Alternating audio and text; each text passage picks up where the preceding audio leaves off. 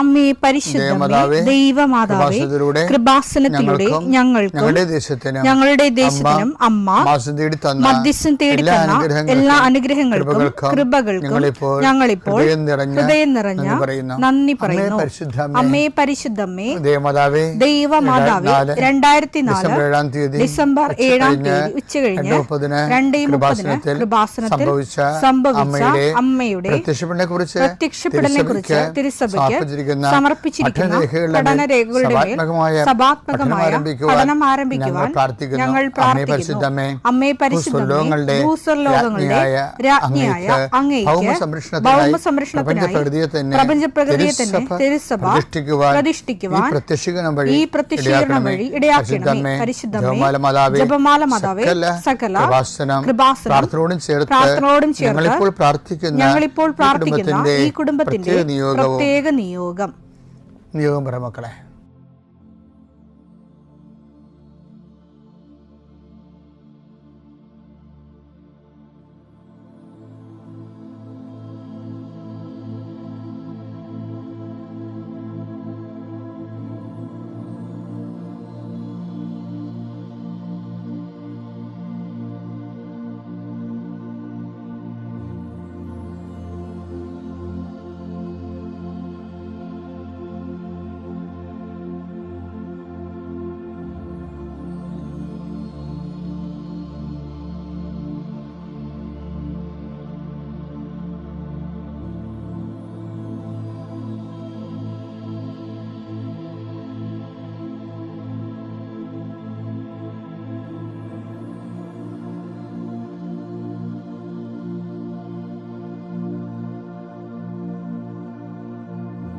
അമ്മയുടെ പ്രത്യക്ഷീകരണത്തിന്റെ ഈ അനുഗ്രഹവേളയിൽ ഞങ്ങൾക്ക് സാധിച്ചു തരുവാൻ കനിയണമേ. ആമേൻ. വിശ്വാസ പ്രമാണം. സർവശക്തനായ പിതാവും ആകാശത്തിന്റെയും ഭൂമിയുടെയും സൃഷ്ടാവുമായ ദൈവത്തിൽ ഞാൻ വിശ്വസിക്കുന്നു. അവിടുത്തെ ഏകപുത്രനും ഞങ്ങളുടെ കർത്താവുമായ ഈശോമിശിഹായിലും ഞാൻ വിശ്വസിക്കുന്നു. ഈ പുത്രൻ പരിശുദ്ധാത്മാവിനാൽ ഗർഭസ്ഥനായി കന്യകാമറിയത്തിൽ നിന്ന് പിറന്ന് പൊന്തിയോസ് പീലാത്തോസിന്റെ കാലത്ത് പീഡകൾ സഹിച്ച് കുരിശിൽ തറയ്ക്കപ്പെട്ട് മരിച്ച് അടക്കപ്പെട്ട് പാതാളങ്ങളിൽ ഇറങ്ങി മരിച്ചവരുടെ ഇടയിൽ നിന്ന് 3-ാം നാൾ ഉയർത്ത് സ്വർഗത്തിലേക്ക് എഴുന്നള്ളി സർവശക്തിയുള്ള പിതാവായ ദൈവത്തിന്റെ വലതുഭാഗത്തിരിക്കുന്നു. അവിടെ നിന്ന് ജീവിക്കുന്നവരെയും മരിച്ചവരെയും വിധിക്കുവാൻ വരുമെന്നും ഞാൻ വിശ്വസിക്കുന്നു. പരിശുദ്ധാത്മാവിലും ഞാൻ വിശ്വസിക്കുന്നു. വിശുദ്ധ കത്തോലിക്കാ സഭയിലും പുണ്യവാന്മാരുടെ ഐക്യത്തിലും പാപങ്ങളുടെ മോചനത്തിലും ശരീരത്തിന്റെ ഉയർപ്പിലും നിത്യമായ ജീവിതത്തിലും ഞാൻ വിശ്വസിക്കുന്നു. ആമേൻ. സ്വർഗ്ഗസ്ഥനായ ഞങ്ങളുടെ പിതാവേ, അങ്ങയുടെ നാമം പൂജിതമാകണമേ. അങ്ങയുടെ രാജ്യം വരണമേ. അങ്ങയുടെ തിരുമനസ് സ്വർഗത്തിലെ പോലെ ഭൂമിയിലും ആകണമേ. അന്നു വേണ്ടുന്ന ആഹാരം ഇന്ന് ഞങ്ങൾക്ക് തരണമേ. ഞങ്ങളോട് തെറ്റ് ചെയ്യുന്നവരോട് ഞങ്ങൾ ക്ഷമിക്കുന്നത് പോലെ ഞങ്ങളുടെ തെറ്റുകൾ ഞങ്ങളോടും ക്ഷമിക്കണമേ. ഞങ്ങളെ പ്രലോഭനത്തിൽ ഉൾപ്പെടുത്തരുതേ, തിന്മയിൽ ഞങ്ങൾ രക്ഷിക്കണമേ. ആമേൻ. നന്മ നിറഞ്ഞ മറിയമേ, സ്വസ്തി. കർത്താവ് അങ്ങയുടെ കൂടെ സ്ത്രീകളിൽ അങ്ങ് അനുഗ്രഹിക്കപ്പെട്ടവളാകുന്നു. അങ്ങയുടെ ഉദരത്തിൻ ഫലമായി ഈശോ അനുഗ്രഹിക്കപ്പെട്ടവനാകുന്നു. പരിശുദ്ധ മറിയമേ, തമ്പുരാന്റെ അമ്മേ, പാപികളായ ഞങ്ങൾക്ക് വേണ്ടി ഇപ്പോഴും ഞങ്ങളുടെ മരണസമയത്തും തമ്പുരാനോട് അപേക്ഷിക്കണമേ. ആമേൻ. കർത്താവേ, നിന്റെ ഉന്നതമായ നാമത്തിന് സ്തോത്രം ചെയ്യുന്നു. കർത്താവേ, നിന്റെ വിശുദ്ധ പൗരോഹിത്യത്തെ മഹത്വപ്പെടുത്തണമേ. കർത്താവേ, പ്രാർത്ഥന എത്ര ലളിതമാണെങ്കിലും എളിയതാണെങ്കിലും ഇതുകൊണ്ട് എന്താണ് ഉദ്ദേശിക്കേണ്ടത്? കർത്താവേ, നീയാണ് ഉദ്ദേശിക്കേണ്ടത്. നാനാവിധ രോഗികളെ കർത്താവേ നിന്റെ വിശുദ്ധമായ രക്തം തളിക്കണമെന്ന് പ്രാർത്ഥിക്കുന്നു. ഡിപ്രഷൻ വന്നു പോയവർ, മനസ്സിടിഞ്ഞവർ, ഇപ്പോൾ കാണുന്നത് പോലെ നെഞ്ചിൻ്റെ ഉള്ളിൽ മുഴയുള്ളവരെ കർത്താവ് സ്പർശിക്കണമേ എന്ന് കണ്ണീരോടെ പ്രാർത്ഥിക്കുന്നു. ഉള്ളിൽ നിന്ന് വെള്ളം വന്നുകൊണ്ടിരിക്കുന്നവരെ കർത്താവ് സുഖപ്പെടുത്തുന്നുണ്ട്. കർത്താവ് അടിവയറ്റിലെ വേദനകളും മുഴുവൻ എല്ലാത്തരം അസ്വസ്ഥതകൾ, ഭാരങ്ങൾ, എന്തോ കെട്ടിയിരിക്കണ പോലെ തോന്നുന്ന അവസ്ഥകൾ കർത്താവിൻ്റെ നാമത്തിൽ സൗഖ്യമാകട്ടെ എന്ന് ഈശോനാമത്തിൽ പ്രാർത്ഥിക്കുന്നു. കർത്താവ്, ഇന്ന് ജോലി അന്വേഷിച്ച് പോകുന്നവരെ, കർത്താവ് ഓപ്പറേഷന് വേണ്ടി ഒരുങ്ങിക്കൊണ്ടിരിക്കുന്നവരെ, ഓപ്പറേഷൻ 2.5 മണിക്കൂർ ഉണ്ടാകുമെന്ന് കേട്ടപ്പോഴൊരു പ്രയാസം നേരിടുന്നവരെ അതിനെക്കുറിച്ച് ഭയങ്ങൾ തോന്നുന്നവരെ എല്ലാ ഓപ്പറേഷനുകളെയും കർത്താവിൻ്റെ നാമത്തിൽ ഞാൻ ആശീർവദിക്കുന്നു. കർത്താവ് പ്രസവത്തിലെ കുഞ്ഞിന് വെയിറ്റ് കൂടുതലാണ്, സിസേറിയൻ വേണമെന്ന് പറഞ്ഞപ്പോൾ അങ്ങനെ പറഞ്ഞിരിക്കുന്നവർ, അങ്ങനെ ഓരോരോ വിഷയത്തിൽ പ്രസവ സംബന്ധമായ വിഷയങ്ങളെ വിഷമിക്കുന്നവരും വേദനിക്കുകയും വീർമുട്ടുകയും ചെയ്യുന്നവരുടെ എല്ലാ ഭാരങ്ങളും മാറി മാതാവ് പ്രസവത്തിൻ്റെ ഓപ്പറേഷൻ്റെ ടൈമിൽ അല്ലെങ്കിൽ പ്രസവത്തിൻ്റെ സമയം നിൻ്റെ കൂടെ കൈകൾ പിടിച്ചുകൊണ്ട് പരിശുദ്ധ അമ്മയെ നിന്നെ ഏൽപ്പിക്കുന്ന പിതാപുത്രനും പരിശുദ്ധാത്മാവായ സർവീശ്വര എന്നേക്കും ആമേൻ. മക്കളെ, നമ്മളെ ഇന്നലെ കണ്ടത് ഒരു ബാങ്ക്രപ്സി എന്ന് പറഞ്ഞാൽ എന്താ, പാപ്പർ പാസ്. ചില ആൾക്കാർ പാപ്പർ പാസ് എന്ന് പറയത്തില്ല. എന്ന് വെച്ച് കഴിഞ്ഞാൽ ഇപ്പം ലോണെടുത്ത് ജപ്തിയായി നമുക്ക് അടക്കാൻ നിവൃത്തിയില്ല, നമ്മൾ ജയിലിൽ കേസ് കൊടുത്തവൻ ജയിച്ച് നമ്മൾ ജയിലിൽ പോകുന്നു വിചാരിച്ചു. അപ്പോൾ അതിനെ രക്ഷപ്പെടാനുള്ള മാർഗ്ഗമാണ് പാപ്പർ പാസ് എന്ന് പറയുന്നത്. വെച്ചാൽ നമ്മൾ ബാങ്ക്രപ്സാണ്, നമ്മുടെ 5 പൈസയില്ല. അപ്പോൾ ചില സത്യമായിട്ട് അങ്ങനെ വരും. അപ്പോൾ ഇതുപോലെ ആത്മീയമായിട്ട് നമ്മൾ പാപ്പർ പാസ്സാവും, നമ്മുടെ ഒന്നുമില്ല, നമുക്ക് സ്വർഗസ്ഥാന പിതാവ് ചെല്ലാനുള്ള ആവത് പോലും ഉണ്ടാകത്തില്ല. അപ്പം അങ്ങനെ പള്ളിയിൽ പോകാൻ തോന്നത്തില്ലെന്നൊക്കെ ഞാൻ ഇന്നലെ പറഞ്ഞില്ലേ, പ്രാർത്ഥിക്കാൻ തോന്നത്തില്ല. ആ പാടെ ഒരു ബാങ്ക്രപ്സി, ഒരു വരണ്ട വാക്കുമായി പോകും. അപ്പോൾ എല്ലാം നമ്മളിങ്ങനെ എല്ലാം ഇങ്ങനെ റിസോഴ്സ് തീർന്നു പോകുന്ന അവസ്ഥ. അങ്ങനെ ഒരു സംഭവം വന്ന് നമ്മൾ എന്ത് ചെയ്യും? പ്രാർത്ഥിക്കാതെ മുന്നോട്ട് പോകാൻ പറ്റണില്ല, പക്ഷെ പ്രാർത്ഥിക്കാനൊട്ടും തോന്നുകയില്ല, അതിനുള്ള വിശ്വാസമില്ല, ഒരു തരം ശൂന്യമായ ഒരവസ്ഥ വന്നാൽ എന്ത് ചെയ്യും? അതിനിപ്പോൾ ചെയ്യേണ്ട ഒരു കാര്യമാണ്. ഇന്നലെ ഞാൻ ഒന്ന് പറഞ്ഞായിരുന്നു, എന്താണ് ചെയ്യണമെല്ലാം ക്രൂശിക്കപ്പെട്ട ക്രിസ്തു ചെയ്യണമെന്ന് ഇന്നലെ പറഞ്ഞായിരുന്നു. ഇന്ന് ഞാൻ നിങ്ങളോട് പറയാൻ പോകുന്നത്, അതായത് ഇപ്പോഴേ പൗലോസ് അപ്പോസ്തലനൊക്കെ പറഞ്ഞില്ലേ, കുറേ എന്തെങ്കിലും ഇപ്പം നിങ്ങൾ ബാങ്ക്രപ്സി ആയി പോയെന്ന് വിചാരിച്ചോ, നിങ്ങൾക്ക് ആത്മീയമായ ഒരു കൃപയും ഇല്ല, സീറോ ഗ്രേസ് ആണെന്ന് വിചാരിച്ചോ, അപ്പം എന്ത് ചെയ്യാമെന്നറിയാമോ? കുറച്ച് അനീതികളൊക്കെ ഉണ്ടല്ലോ, കുറച്ച് ആൾക്കാർ നമ്മളോട് ഇപ്പോൾ അനീതികളൊക്കെ ചെയ്യത്തില്ലേ? ഇപ്പം എന്നോട് കുറേ ആൾക്കാർ അനീതി ചെയ്തിട്ടുണ്ട്, ഞാൻ ചെയ്തിട്ടുണ്ടെന്ന് അറിയത്തില്ല. നമ്മൾ ചിലപ്പോൾ എല്ലാം നല്ലോണം പറഞ്ഞിരിക്കും, ചില ആൾക്കാർക്ക് അത് മോശമായിട്ട് വരുമല്ലോ. അപ്പോൾ ഏതായാലും നമ്മൾക്കെതിരെ ഈ സമൂഹത്തിൽ നമ്മൾ അനീതികൾ ചെയ്യും. അനീതികൾ പലതരത്തിൽ നമ്മുടെ കയ്യിൽ നിന്ന് മറ്റുള്ളവർക്ക് അനീതി വരുമല്ല. മറ്റുള്ളവർ ചെയ്യണ അനീതി നമുക്കെതിരെ അനീതി ചെയ്യുന്നവരില്ലേ നമുക്കെതിരെ. അപ്പോൾ അങ്ങനെ വരുമ്പോൾ, ഇപ്പോൾ ഉദാഹരണത്തിന് ഇപ്പോൾ നിങ്ങൾ ഇപ്പോൾ എംപ്ലോയ്മെൻറ്റ് കഴിഞ്ഞ ദിവസങ്ങളിൽ എംപ്ലോയ്മെൻറ്റിൽ നിന്ന് എനിക്ക് 40 വയസ്സായിച്ചായി, ഇനി എംപ്ലോയ്മെൻറ്റിൽ നിന്ന് എനിക്ക് കാർഡ് വരുവാന്നറിയത്തില്ല. അപ്പോൾ ആ കാർഡ് നോക്കിയപ്പോൾ എംപ്ലോയ്മെൻ്റ് കാർഡ് കറുത്ത കാർഡ്, എംപ്ലോയ്മെൻറ്റ് കാർഡ് വെളുത്ത കാർഡായിരുന്നു. ഇത് ഇരുന്നിരുന്ന് ജോലി കിട്ടാതെ എപ്പോഴും പുതുക്കി ഇടയ്ക്ക് വല്ലപ്പോഴൊക്കെ വരുന്ന് വിളിക്കും. അങ്ങനെ അപ്പം അവർ പറഞ്ഞു അവർക്ക് ജോലി വേണം. ഒരു 40 വയസ്സ് കഴിഞ്ഞാൽ പിന്നെ വിളിക്കത്തില്ലല്ലേ അവർ. അപ്പോൾ ആ ഒരു കണ്ടീഷനിലായി അവർ. അപ്പം ഇതുപോലെ പക്ഷേ ജോലിക്കുള്ള മെമ്മോ നമുക്ക് എംപ്ലോയ്മെൻറ്റിൽ നിന്ന് വന്നെന്ന് വിചാരിക്കുമ്പോൾ പണ്ട് അൺഎംപ്ലോയ്മെൻ്റ് ഉണ്ടായി, തൊഴിലില്ലായ്മ ഉണ്ടായിരുന്നില്ല. അപ്പോഴും ഇതുപോലെ നമുക്ക് ഇപ്പോൾ ഈ വേതനത്തിന് വേണ്ടി കാർഡൊക്കെ വരും. അപ്പോൾ ഗവൺമെൻറ്റിൽ നിന്ന് അന്വേഷണം വരുമല്ലോ ആദ്യം. അപ്പോൾ ആൾക്കാർ നമ്മുടെ വീടിൻ്റെ അടുത്തൊക്കെ വന്ന് അന്വേഷിച്ചും പോവും, ഇന്ന ആളിനെ തൊഴിലില്ലാവേദനം അനുഭവിച്ചിട്ടുണ്ട് അയാൾക്ക്. അപ്പോൾ ചില കഥാപാത്രങ്ങളുണ്ടാവില്ല എല്ലാ നാട്ടിലും. അവർ പറയേ അവരെവിടെ അമേരിക്കയില, ബാംഗ്ലൂർ, അവരവിടെ എന്ത് ജോലിയാണല്ല, ഒരു ജോലിയില്ലേ, വീട്ടിൽ നിൽക്കാൻ പറ്റാതെ വേറെ എവിടെ പോയി നിൽക്കായിരിക്കും. പക്ഷെ എന്നാലും ആൾക്കാർ നമ്മളെങ്ങനെ സഹായിക്കും. അതുകൊണ്ട് അവരുടെ ജോലി ഉണ്ടല്ലേ, എന്താണെന്ന് അത് ക്യാൻസൽ ചെയ്യും, സഹായം ക്യാൻസൽ ചെയ്യും. അപ്പോൾ അയൽവാസികൾ ചെയ്യണ സഹായങ്ങളാണ്. ഇതുപോലെ അനീതികൾ ചിലപ്പോൾ ഒരു കല്യാണക്കാര്യം വരുമ്പോൾ അന്വേഷിക്കണത് ഇതുപോലെ റോഡേ വന്നിട്ട് നമ്മൾ ആൾക്കാർ അന്വേഷിക്കുമല്ലോ, ഞങ്ങളുടെ വീട്ടിൽ നിന്നൊരു കല്യാണം, ഇവിടുന്ന് ഇന്ന വീട്ടിൽ നിന്ന് കല്യാണം എടുക്കുന്നു, അപ്പോൾ അതുകൊണ്ട് ഞങ്ങളവിടെ അന്വേഷിക്കാൻ വന്നാണെന്നൊക്കെ പറയുമ്പോൾ കേൾക്കണം പറയും, അതൊക്കെ ശരിയാണ്, ഒന്ന് അന്വേഷിച്ചിട്ടൊക്കെ വേണം ഒക്കെ ചെയ്യാനെന്ന്. വേറെ ഒന്നും ആരും പറയത്തില്ല. എന്ന് വെച്ച് കഴിഞ്ഞാലേ പെണ്ണിന് അല്ലെങ്കിൽ ചെറുക്കൻ എന്താ കുഴപ്പമുണ്ടെന്ന് പറഞ്ഞാൽ ഒന്ന് അന്വേഷിച്ചിട്ട് വേണം ഇതൊക്കെ ചെയ്യാനെന്ന്. അവർ വല്ലതും ചെയ്താൽ അവർ തെറ്റൊന്നും ചെയ്തില്ലല്ലോ, അവർ പറഞ്ഞ് എത്രയേ ഉള്ളൂ. അന്വേഷിക്കണമെന്ന്. എന്ന് വെച്ച് കഴിഞ്ഞാൽ അതിൻ്റെ അണ്ടർ മീനിങ് എന്താ?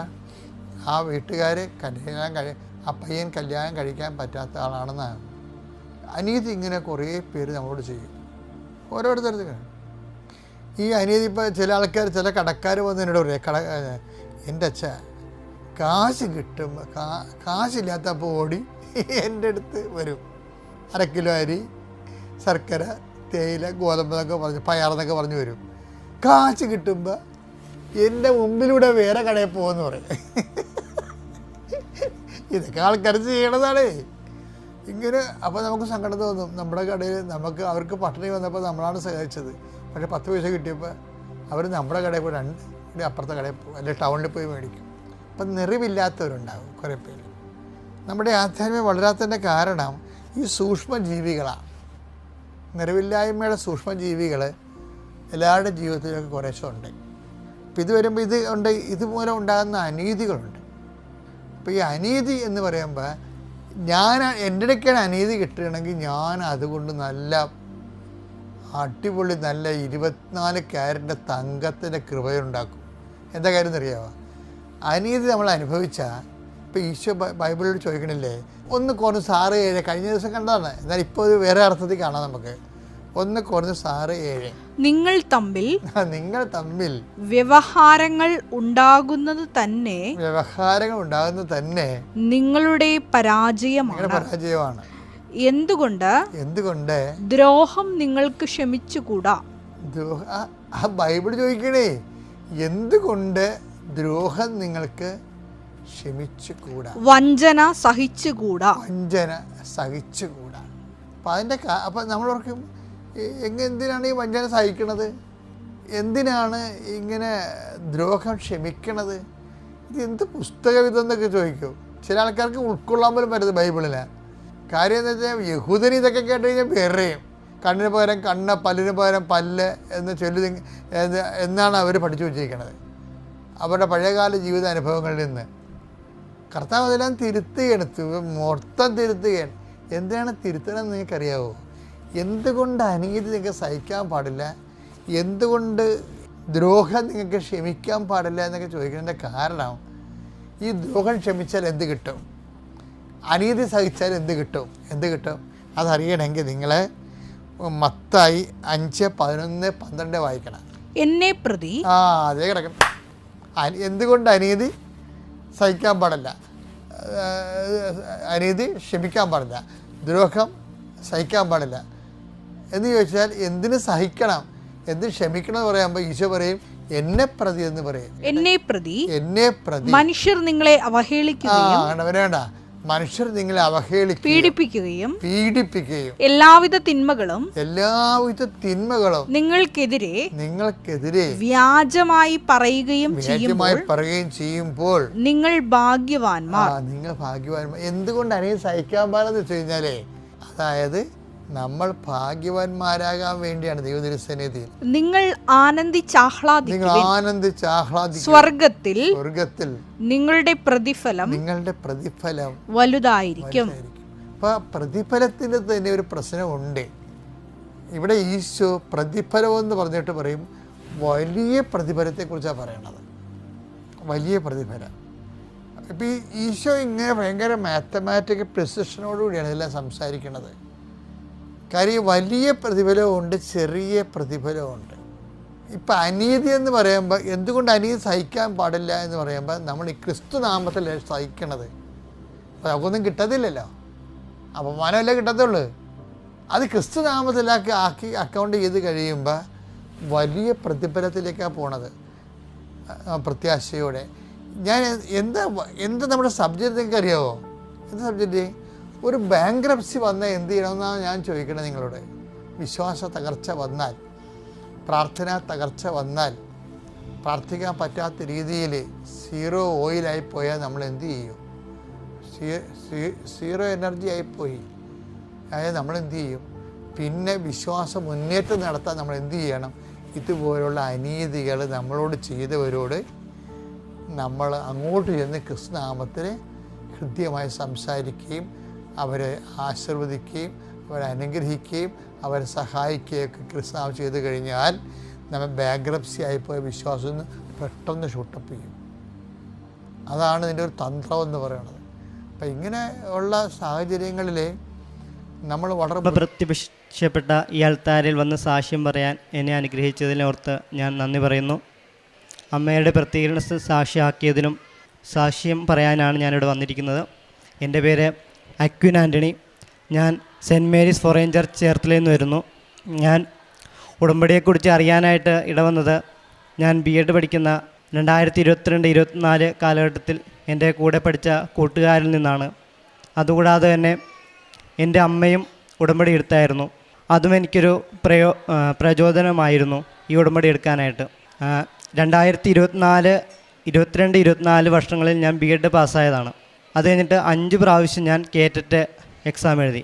2025 സെപ്റ്റംബർ 29-ാം തീയതിയാണ് ഞാൻ ഉടമ്പടി ആദ്യമായിട്ട് എടുത്തത്. ഉടമ്പടി എടുത്ത് 1 മാസം കഴിഞ്ഞപ്പോൾ എനിക്ക് കേറ്ററ്റ് കാറ്റഗറി 3 പാസ്സാകാനായിട്ട് സാധിച്ചു. ആദ്യത്തെ ഉടമ്പടിയിൽ എനിക്ക് കാറ്റഗറി 2 പാസ്സാകാനായിട്ട് സാധിച്ചു. 4th അറ്റംപ്റ്റിലാണ് അത് പാസ്സായത്. അമ്മയുടെ ഉടമ്പടിയിൽ എനിക്ക് പാസ്സാകാനായിട്ട് സാധിച്ചു. അത് കഴിഞ്ഞിട്ട് അമ്മയായിട്ട് മൂന്നാമത്തെ ഉടമ്പടി ചെയ്തപ്പോൾ എനിക്ക് കേറ്ററ്റ് കാറ്റഗറി 2 അമ്മയുടെ സഹായത്താലും അമ്മയുടെ ഉടമ്പടിയുടെ സഹായത്താലും എനിക്ക് പാസ്സാകാനായിട്ട് സാധിച്ചു. സ്വന്തമായിട്ട് ഉടമ്പടി എടുത്തപ്പോൾ എൻ്റെ ജീവിതത്തിൽ ഒത്തിരി മാറ്റങ്ങൾ സംഭവിക്കാനായിട്ട് ഇടവന്നു. ഇപ്പോൾ സോഷ്യൽ മീഡിയ ഉപയോഗമാണെങ്കിലും മറ്റു കാര്യങ്ങളാണെങ്കിലും കൂട്ടുകാരുമായിട്ട് ഇടപഴകുമ്പോഴാണെങ്കിലും വിശുദ്ധിയോടെയും വിജ്ഞാനത്തോടെയും അവരുമായിട്ട് സംസാരിക്കാനും മാതാവിനെക്കുറിച്ച് പറയാനും കൃപാസനം മാതാവിൻ്റെ സാക്ഷ്യങ്ങൾ അവരിലേക്ക് എത്തിച്ച് അവരെ കൂടുതൽ ആഴപ്പെടുത്താനും എൻ്റെ കൂടെ പഠിച്ച മറ്റു കുട്ടികളെ കൃപാസനത്തിലേക്ക് കൊണ്ടുവരാനും കൃപാസനത്തിൽ മാതാവിനെക്കുറിച്ച് കൂടുതൽ അവരെ അറിയിക്കാനും അറിഞ്ഞവരെ ആഴപ്പെടുത്താനുമായിട്ട് എനിക്ക് സാധിച്ചു അമ്മയുടെ സഹായത്താൽ. പിന്നെ അമ്മയുടെ സ്ഥിരവസ്തുക്കൾ ഉപയോഗിച്ചതിലൂടെയുള്ള കിട്ടിയ അനുഗ്രഹം എന്ന് പറഞ്ഞാൽ ഞാൻ എൻ്റെ ജീവിതത്തിൽ ഓരോ കാര്യങ്ങളും പ്രധാനപ്പെട്ട ഓരോ കാര്യങ്ങളും നടക്കുമ്പോഴും അമ്മയുടെ ഉടമ്പടി തൈലം ഞാൻ നെറ്റിയിൽ കുരിശ് വരച്ചും പിന്നെ സംസാരിക്കണ മേഖലയിലാണെങ്കിൽ അത് എൻ്റെ നാവിൽ പെരുട്ടിയിട്ടാണ് ഞാൻ പോകുന്നത്. ഇൻ്റർവ്യൂ അറ്റൻഡ് ചെയ്യാൻ പോകുമ്പോഴും പറയേണ്ട മേഖലയിൽ പോകുന്ന സ്ഥലത്ത് പറയേണ്ട സാഹചര്യമാണെങ്കിൽ എൻ്റെ നാവിൽ ഉടമ്പടി തൈലം പെരുട്ടിയിട്ട് പോവും. അതുപോലെ തന്നെ കൃപാസനത്തിൽ നിന്ന് കിട്ടുന്ന വിശുദ്ധമായ തേൻ ഞാൻ നാവിൽ പെരുട്ടിയിട്ടാണ് പോയി സംസാരിക്കുകയും അവിടെ പ്രവർത്തിക്കുകയും ചെയ്യുന്നത്. പിന്നെ പ്രേക്ഷിത പ്രവർത്തനം എന്ന് പറഞ്ഞാൽ പിന്നെ റിസൾട്ടിൻ്റെ കാര്യം പറഞ്ഞാൽ എൻ്റെ കഴിവിനാലല്ല അമ്മയുടെ സഹായത്താലും not by merit but by grace എന്ന രീതിയിലാണ്. ഞാൻ 5 പ്രാവശ്യം എഴുതി എന്ന് പറയുമ്പോൾ ആ 4 പ്രാവശ്യം എഴുതിയതും എൻ്റെ കഴിവിനിൽ ആശ്രയിച്ചും കൊണ്ട് മാത്രമാണ്. പക്ഷേ 5ാമത്തെ പ്രാവശ്യം ഞാൻ എഴുതിയത് എൻ്റെ കഴിവിനെ ആശ്രയിച്ച് മാത്രമല്ല, അതുകൂടാതെ ഉടമ്പടിയിൽ പ്രത്യാശ അർപ്പിച്ചുകൊണ്ടും അമ്മ എന്നെ സഹായിക്കുമെന്ന ഉറപ്പായ വിശ്വാസം ഞാൻ കാത്തു സൂക്ഷിച്ചുകൊണ്ടാണ് പോയി എഴുതിയത്.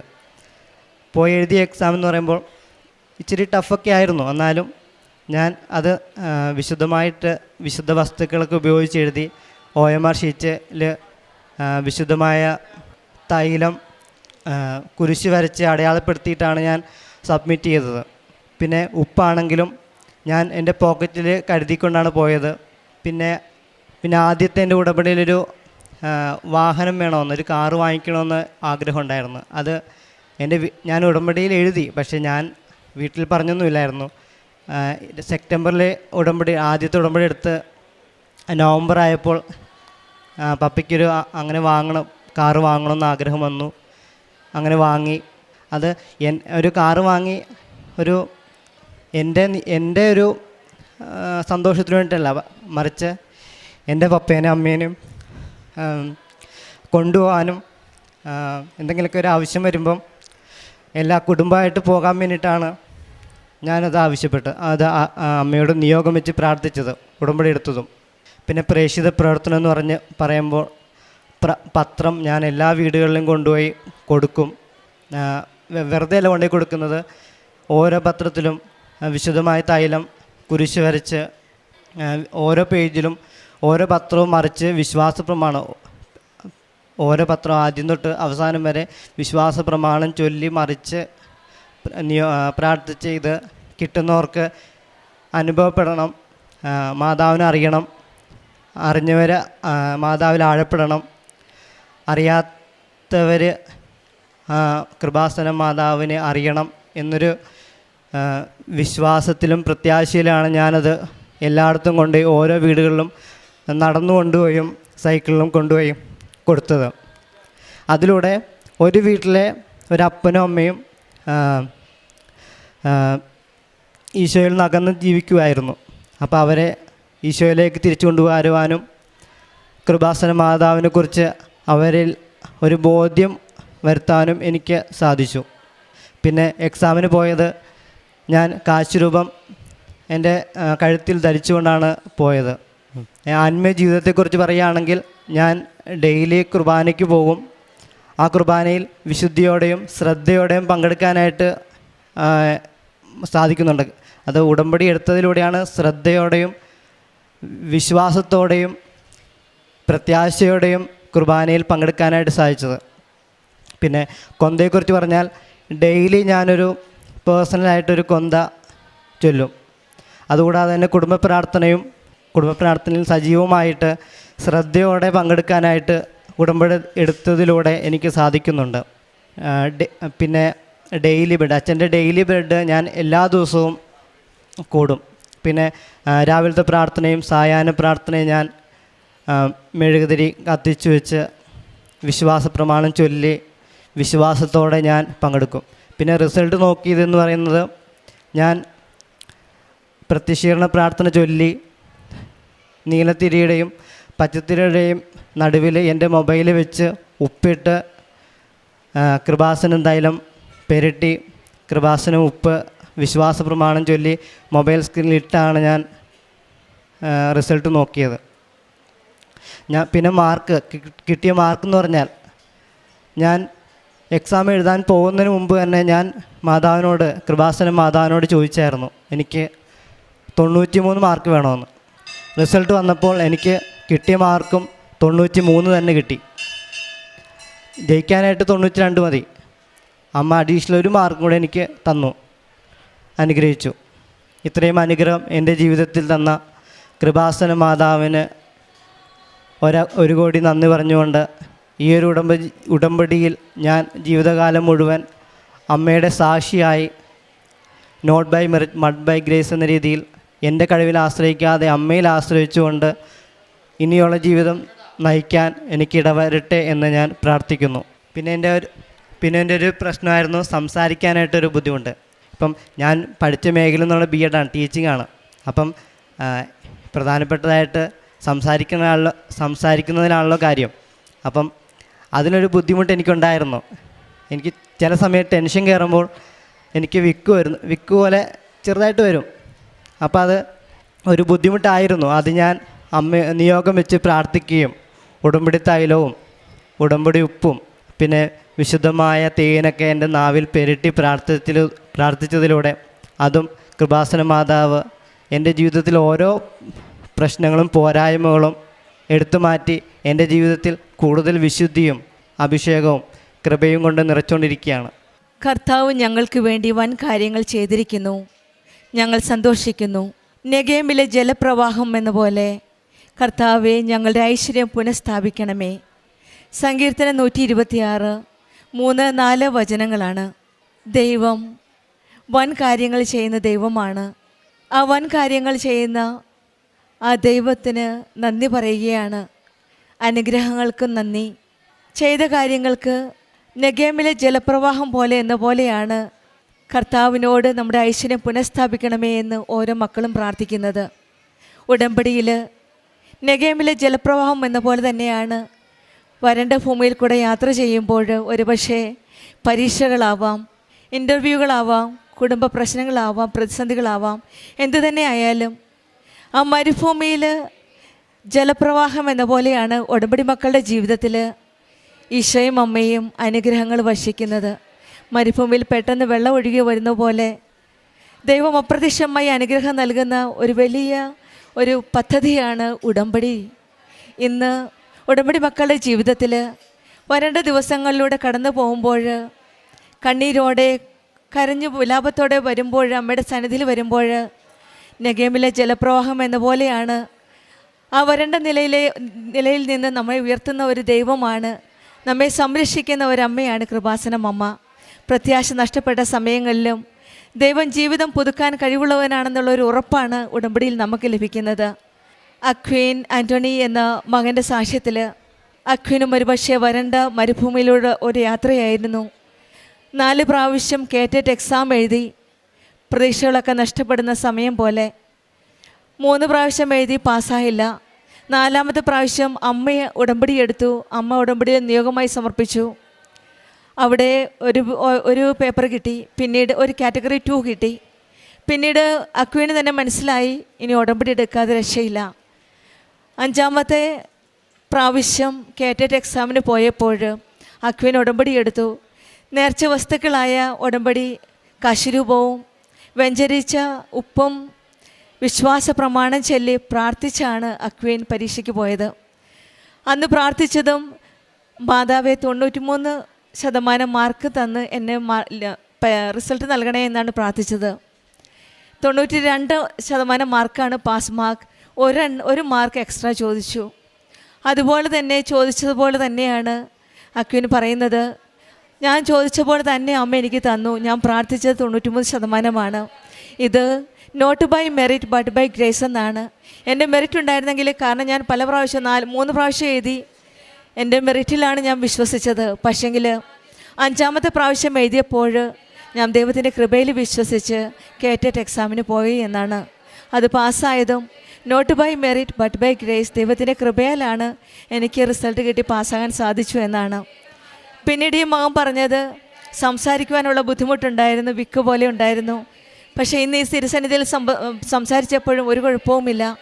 ഈ മകൻ തുടർച്ചയായിട്ട് നിയോഗം വെച്ച് പ്രാർത്ഥിച്ചിരുന്നു. തുടർച്ചയായിട്ട് നേർച്ച വസ്തുവായ തേനും തൈലവും വായിൽ വെച്ച് വിശ്വാസ പ്രമാണം ചൊല്ലി തേൻ ഉൾക്കൊള്ളുകൊണ്ടാണ് ഈ മകന് നല്ല രീതിയിൽ സംസാരിക്കാൻ സാധിക്കുന്നു എന്നാണ് മകൻ സാക്ഷ്യപ്പെടുത്തുന്നത്. വിക്ക് പോലുണ്ടായിരുന്ന ആ സംസാരിക്കാനുള്ള ബുദ്ധിമുട്ട്, തടസ്സങ്ങളെല്ലാം മാറ്റി, പോരായ്മകളെല്ലാം മാറ്റിത്തന്ന ദൈവത്തിന് നന്ദി പറയുന്നു എന്നാണ് അക്വീൻ ആൻ്റണി പറയുന്നത്. വാഹനം വലിയൊരു ആഗ്രഹമായിരുന്നു. പക്ഷെങ്കിൽ ആഗ്രഹിച്ചു, നിയോഗത്തിൽ സമർപ്പിച്ചു. പക്ഷെങ്കിൽ നടക്കുമെന്ന് തോന്നിയില്ല. പക്ഷെങ്കിൽ 1 മാസം കഴിഞ്ഞപ്പോൾ തന്നെ ഇത്രയും നാളും ആഗ്രഹിക്കാത്ത സ്വന്തം അച്ഛൻ ഒരു വാഹനം വാങ്ങിക്കുവാനായിട്ട് ആഗ്രഹിക്കുകയും പെട്ടെന്ന് തന്നെ 1 മാസത്തിനുള്ളിൽ, അത് ഈ മകൻ പറയുന്നത് അമ്മ മാതാവിൻ്റെ ഒരു ഇടപെടലിലൂടെയാണ് വാഹനം വാങ്ങിക്കുവാൻ സാധിച്ചു എന്നാണ്. ഇവിടെയെല്ലാം ഈ മകന് ഉടമ്പടിയിൽ വന്നതിന് ശേഷം ഓരോ കാര്യത്തിലും ഈശോയോടും അമ്മയോടും ചേർന്ന് നിൽക്കുന്നതായിട്ടാണ്. അത് തന്നെയല്ല, കാരുണ്യ പ്രവർത്തികളും ആത്മീയ ജീവിതവും പ്രേക്ഷിത പ്രവർത്തനവും എല്ലാം സ്വന്തം അനുഗ്രഹം ലഭിച്ച അനുഗ്രഹങ്ങൾ മറച്ചു വയ്ക്കാതെ മറ്റുള്ളവരോട് പറഞ്ഞു കൊടുത്തുകൊണ്ടാണ് പ്രേക്ഷിത പ്രവർത്തനമായ കൃപാസനം പത്രം മറ്റുള്ളവർക്ക് കൊടുത്തത്. ഓരോ വീടുകൾ തോറും കയറിയിറങ്ങി അറിഞ്ഞവരെ ആഴപ്പെടുത്തുവാനും അറിയാത്തവരെ അറിയിക്കുവാനും ഈ മകൻ ശ്രമിച്ചു. എല്ലാ കിട്ടിയ കാര്യങ്ങൾക്കെല്ലാം നന്ദി പറയുവാണ്.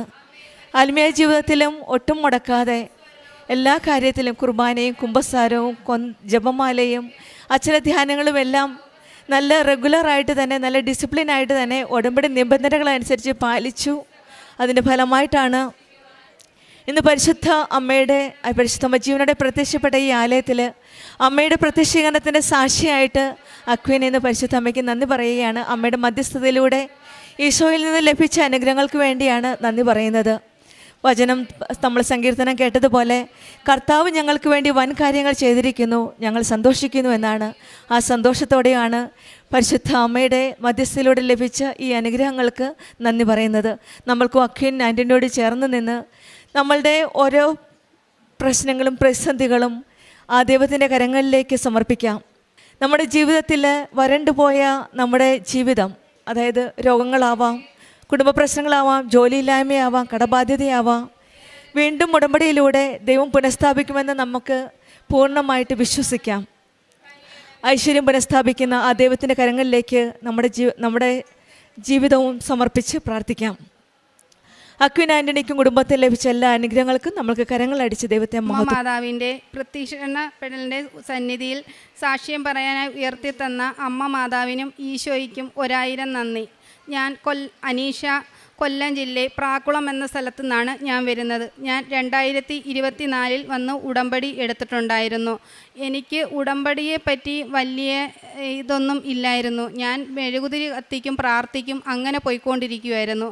അങ്ങനെ വന്ന് ഉടമ്പടി വീണ്ടും വന്ന് പുതുക്കി അങ്ങനെ പോവുകയായിരുന്നു. അങ്ങനെ എനിക്ക് അതിനകത്ത് ഞാൻ വിചാരിക്കുന്നത് ഈ മെഴുകുതിരി കത്തിച്ച് പ്രാർത്ഥിക്കുക എല്ലാം ചെയ്യുമ്പം നമുക്ക് ഓരോ നമ്മളെ ആഗ്രഹങ്ങൾ ഇങ്ങനെ സാധിച്ചു തരും എന്നുള്ള ഒരു വിശ്വാസത്തിലാണ് ഞാൻ പ്രാർത്ഥിക്കുന്നത്. അങ്ങനെ ഇരിക്കെ എൻ്റെ ഒരു കാശ് രൂപം അങ്ങ് നഷ്ടപ്പെട്ടു പോയി. ആ കാശ് രൂപം നഷ്ടപ്പെട്ട് ഒരാഴ്ചയ്ക്ക് കഴിയുമ്പോൾ എനിക്കൊരു പ്രൈവറ്റ് ജോലി ഉണ്ടായിരുന്നു, ആ ജോലിയും നഷ്ടപ്പെട്ടു. അങ്ങനെ ഇരിക്കെ ഞാൻ മാതാവിനെ അങ്ങ് മറന്നു. ഞാൻ പോകുന്ന വഴിക്കെല്ലാം മാതാവ് പക്ഷേ എന്നെ കാണിച്ചു തരുന്നുണ്ട്, മാതാവിൻ്റെ പത്രം കൊണ്ട് തരുന്നുണ്ട്, ലോക്കറ്റ് പോകുന്ന വഴിക്കെല്ലാം ആൾക്കാരുടെ ഇത് കഴുത്തിൽ കിടക്കുന്ന എല്ലാം എനിക്ക് മാതാവ് കാണിക്കുന്നുണ്ട്. പക്ഷേ എന്നിട്ട് ഞാനത് ശ്രദ്ധിക്കുന്നില്ല. അങ്ങനെ ഇരിക്കെ ഞാൻ ഒരു ദിവസം രാത്രി ഞാൻ ഇത് കണക്ക് മാതാവിൻ്റെ അടുത്ത് പറഞ്ഞു, മാതാവേ എനിക്ക് നാളെ വരണം, മാതാവേ എനിക്ക് മാതാവിനെ വന്ന് കാണണം, എനിക്കൊരു ജോലിയില്ല, എനിക്ക് സാമ്പത്തിക ബുദ്ധിമുട്ടാണ്, എനിക്കൊരു ജോലി ഇല്ലാതെ പറ്റത്തില്ല മാതാവേ എന്ന് പറഞ്ഞു. അപ്പം രാവിലെ ഞാൻ എന്നും 6 മണിക്കൊക്കെ ഞാൻ എഴുന്നേക്കുന്നത്. ഒരു 5 മണിയായപ്പം ഒരു സൗണ്ട് കേട്ട് ഞാൻ പെട്ടെന്ന് ഉണന്ന് നോക്കിയപ്പോൾ അയ്യോ എനിക്ക് കൃപാസനത്തിൽ പോകണം. അങ്ങനെ ഞാൻ കൃപാസനത്തിൽ ഇവിടെ വന്ന് ഞാൻ ഉടമ്പടി എടുത്തു വെച്ചപ്പോൾ 6 നിയോഗങ്ങൾ എഴുതണം. അതിൽ ഒന്നാമത്തെ ഞാൻ എഴുതിയത്, മാതാവേ, അമ്മ മാതാവേ, എനിക്കൊരു ജോലി തരണം, എൻ്റെ സാമ്പത്തിക ബുദ്ധിമുട്ട് മാറ്റുവാനുള്ള ഒരു ജോലി. അന്ന് വൈകിട്ട് ഞാൻ ഇവിടുന്ന് ഉടമ്പടി എടുത്ത് അന്ന് വൈകിട്ട് ഞാൻ അവിടെ ചെന്ന് പ്രാർത്ഥിച്ച് അതിനുശേഷം ഞാനിങ്ങനെ മൊബൈൽ ഇങ്ങനെ നോക്കിക്കൊണ്ടിരിക്കുമ്പോൾ എംപ്ലോയ്മെൻറ്റിൻ്റെ ഒരു ഇതുണ്ട്, അതിനകത്ത് ഒരു KSFE-യുടെ ഒരു ഒഴിവ് വന്ന് കിടക്കുന്നത്. ഞാൻ വന്നത് 14/11/2025 ഞാൻ ഉടമ്പടി ഇവിടുന്ന് എടുത്തുകൊണ്ട് പോകുന്നത്. ഇതിൻ്റെ ആപ്ലിക്കേഷൻ അന്നാണ് ഞാൻ കാണുന്നത്. ലാസ്റ്റ് ഡേറ്റ് 15-ാം തീയതി. അപ്പം ഞാൻ ആലോചിച്ച്, ദൈവമേ നാളെ ആ ലാസ്റ്റ് ഡേറ്റ്, ഇതിൻ്റെ അന്നേരം ആപ്ലിക്കേഷൻ ഞാൻ ഇതിനകത്ത് നോക്കിയപ്പം നമ്മൾ പിന്നെ അക്ഷയ പോയാണ് ചെയ്യേണ്ടുന്നത്. അപ്പോൾ ഇതിൻ്റെ ഡീറ്റെയിലും കാര്യങ്ങളും ഒന്നും അതിനകത്ത് കൊടുത്തിരിക്കുന്നില്ല. അത് അടിച്ച് നോക്കിയിട്ട് അത് വരുന്നതുമില്ല. അങ്ങനെ ഞാൻ അതിൻ്റെ റീജിയൺ ഓഫീസിൽ കൊല്ലത്ത് ചെന്നപ്പം പറഞ്ഞ് ഇത് അക്ഷയയിലാണ് ചെയ്യേണ്ടുന്നത് എന്ന് പറഞ്ഞ്. അപ്പം ഞാൻ അവിടെ റീജിയൺ ഓഫീസിൽ കയറുന്നതിന് മുമ്പേ ഞാൻ ഈ ഉപ്പും പിന്നെ ഈ വിശ്വാസ പ്രമാണവും ചൊല്ലി ഉപ്പ് വിതറിക്കൊണ്ടാണ് ഞാൻ ചെല്ലുന്നത്. അപ്പം ഞാൻ മനസ്സുകൊണ്ട് ഞാൻ പറഞ്ഞു, അമ്മയെ അക്ഷയയിൽ പോയതിന് അവിടെ ഇത് നെറ്റിൻ്റെ വല്ലതും ഇത് വന്നു കഴിഞ്ഞാൽ എനിക്കിത് ഇത് അപേക്ഷ ചെയ്യാൻ പറ്റത്തില്ലല്ലോ അമ്മേ, ഇന്നൊരു ലാസ്റ്റ് ഡേറ്റാണ്, എന്ത് ചെയ്യും അന്ന് ഞാൻ വിഷമിച്ച് ഇങ്ങനെ അവിടെ തിരിഞ്ഞ് ഇങ്ങനെ നിൽക്കുവാ, എങ്ങോട്ട് പോകണമെന്നറിയാതെ. അപ്പോൾ ഒരു സാർ അവിടെ നിന്നുകൊണ്ട് എന്നെ കൈയാട്ടി വിളിച്ചിട്ട് പറഞ്ഞു, ഇയാൾ അപേക്ഷ കൊടുക്കാൻ വന്നേ അല്ലയോ? ഞാൻ പറഞ്ഞു ഇവിടെ ആപ്ലിക്കേഷൻ ഫോം ഉണ്ട്, നോക്കട്ടെന്ന് പറഞ്ഞു. അന്നേരം പറഞ്ഞു അത് ഒരു സാർ ഇന്ന് ലീവ്, ആ സാറ് വന്നെങ്കിലേ ഉള്ളെന്ന് പറഞ്ഞു. അപ്പം ഞാൻ വിഷമിച്ച്, ദൈവമേ ഞാൻ ഇനി എന്ത് ചെയ്യും? അപ്പോൾ ഒരു സാറ് വന്ന് പറഞ്ഞ് ഇയാളിഞ്ഞ് വാ, ഇവിടെ ഞാൻ നോക്കട്ടെ, ഇവിടെ ചെയ്യാൻ പറ്റുമോ നോക്കട്ടെന്ന് പറഞ്ഞു.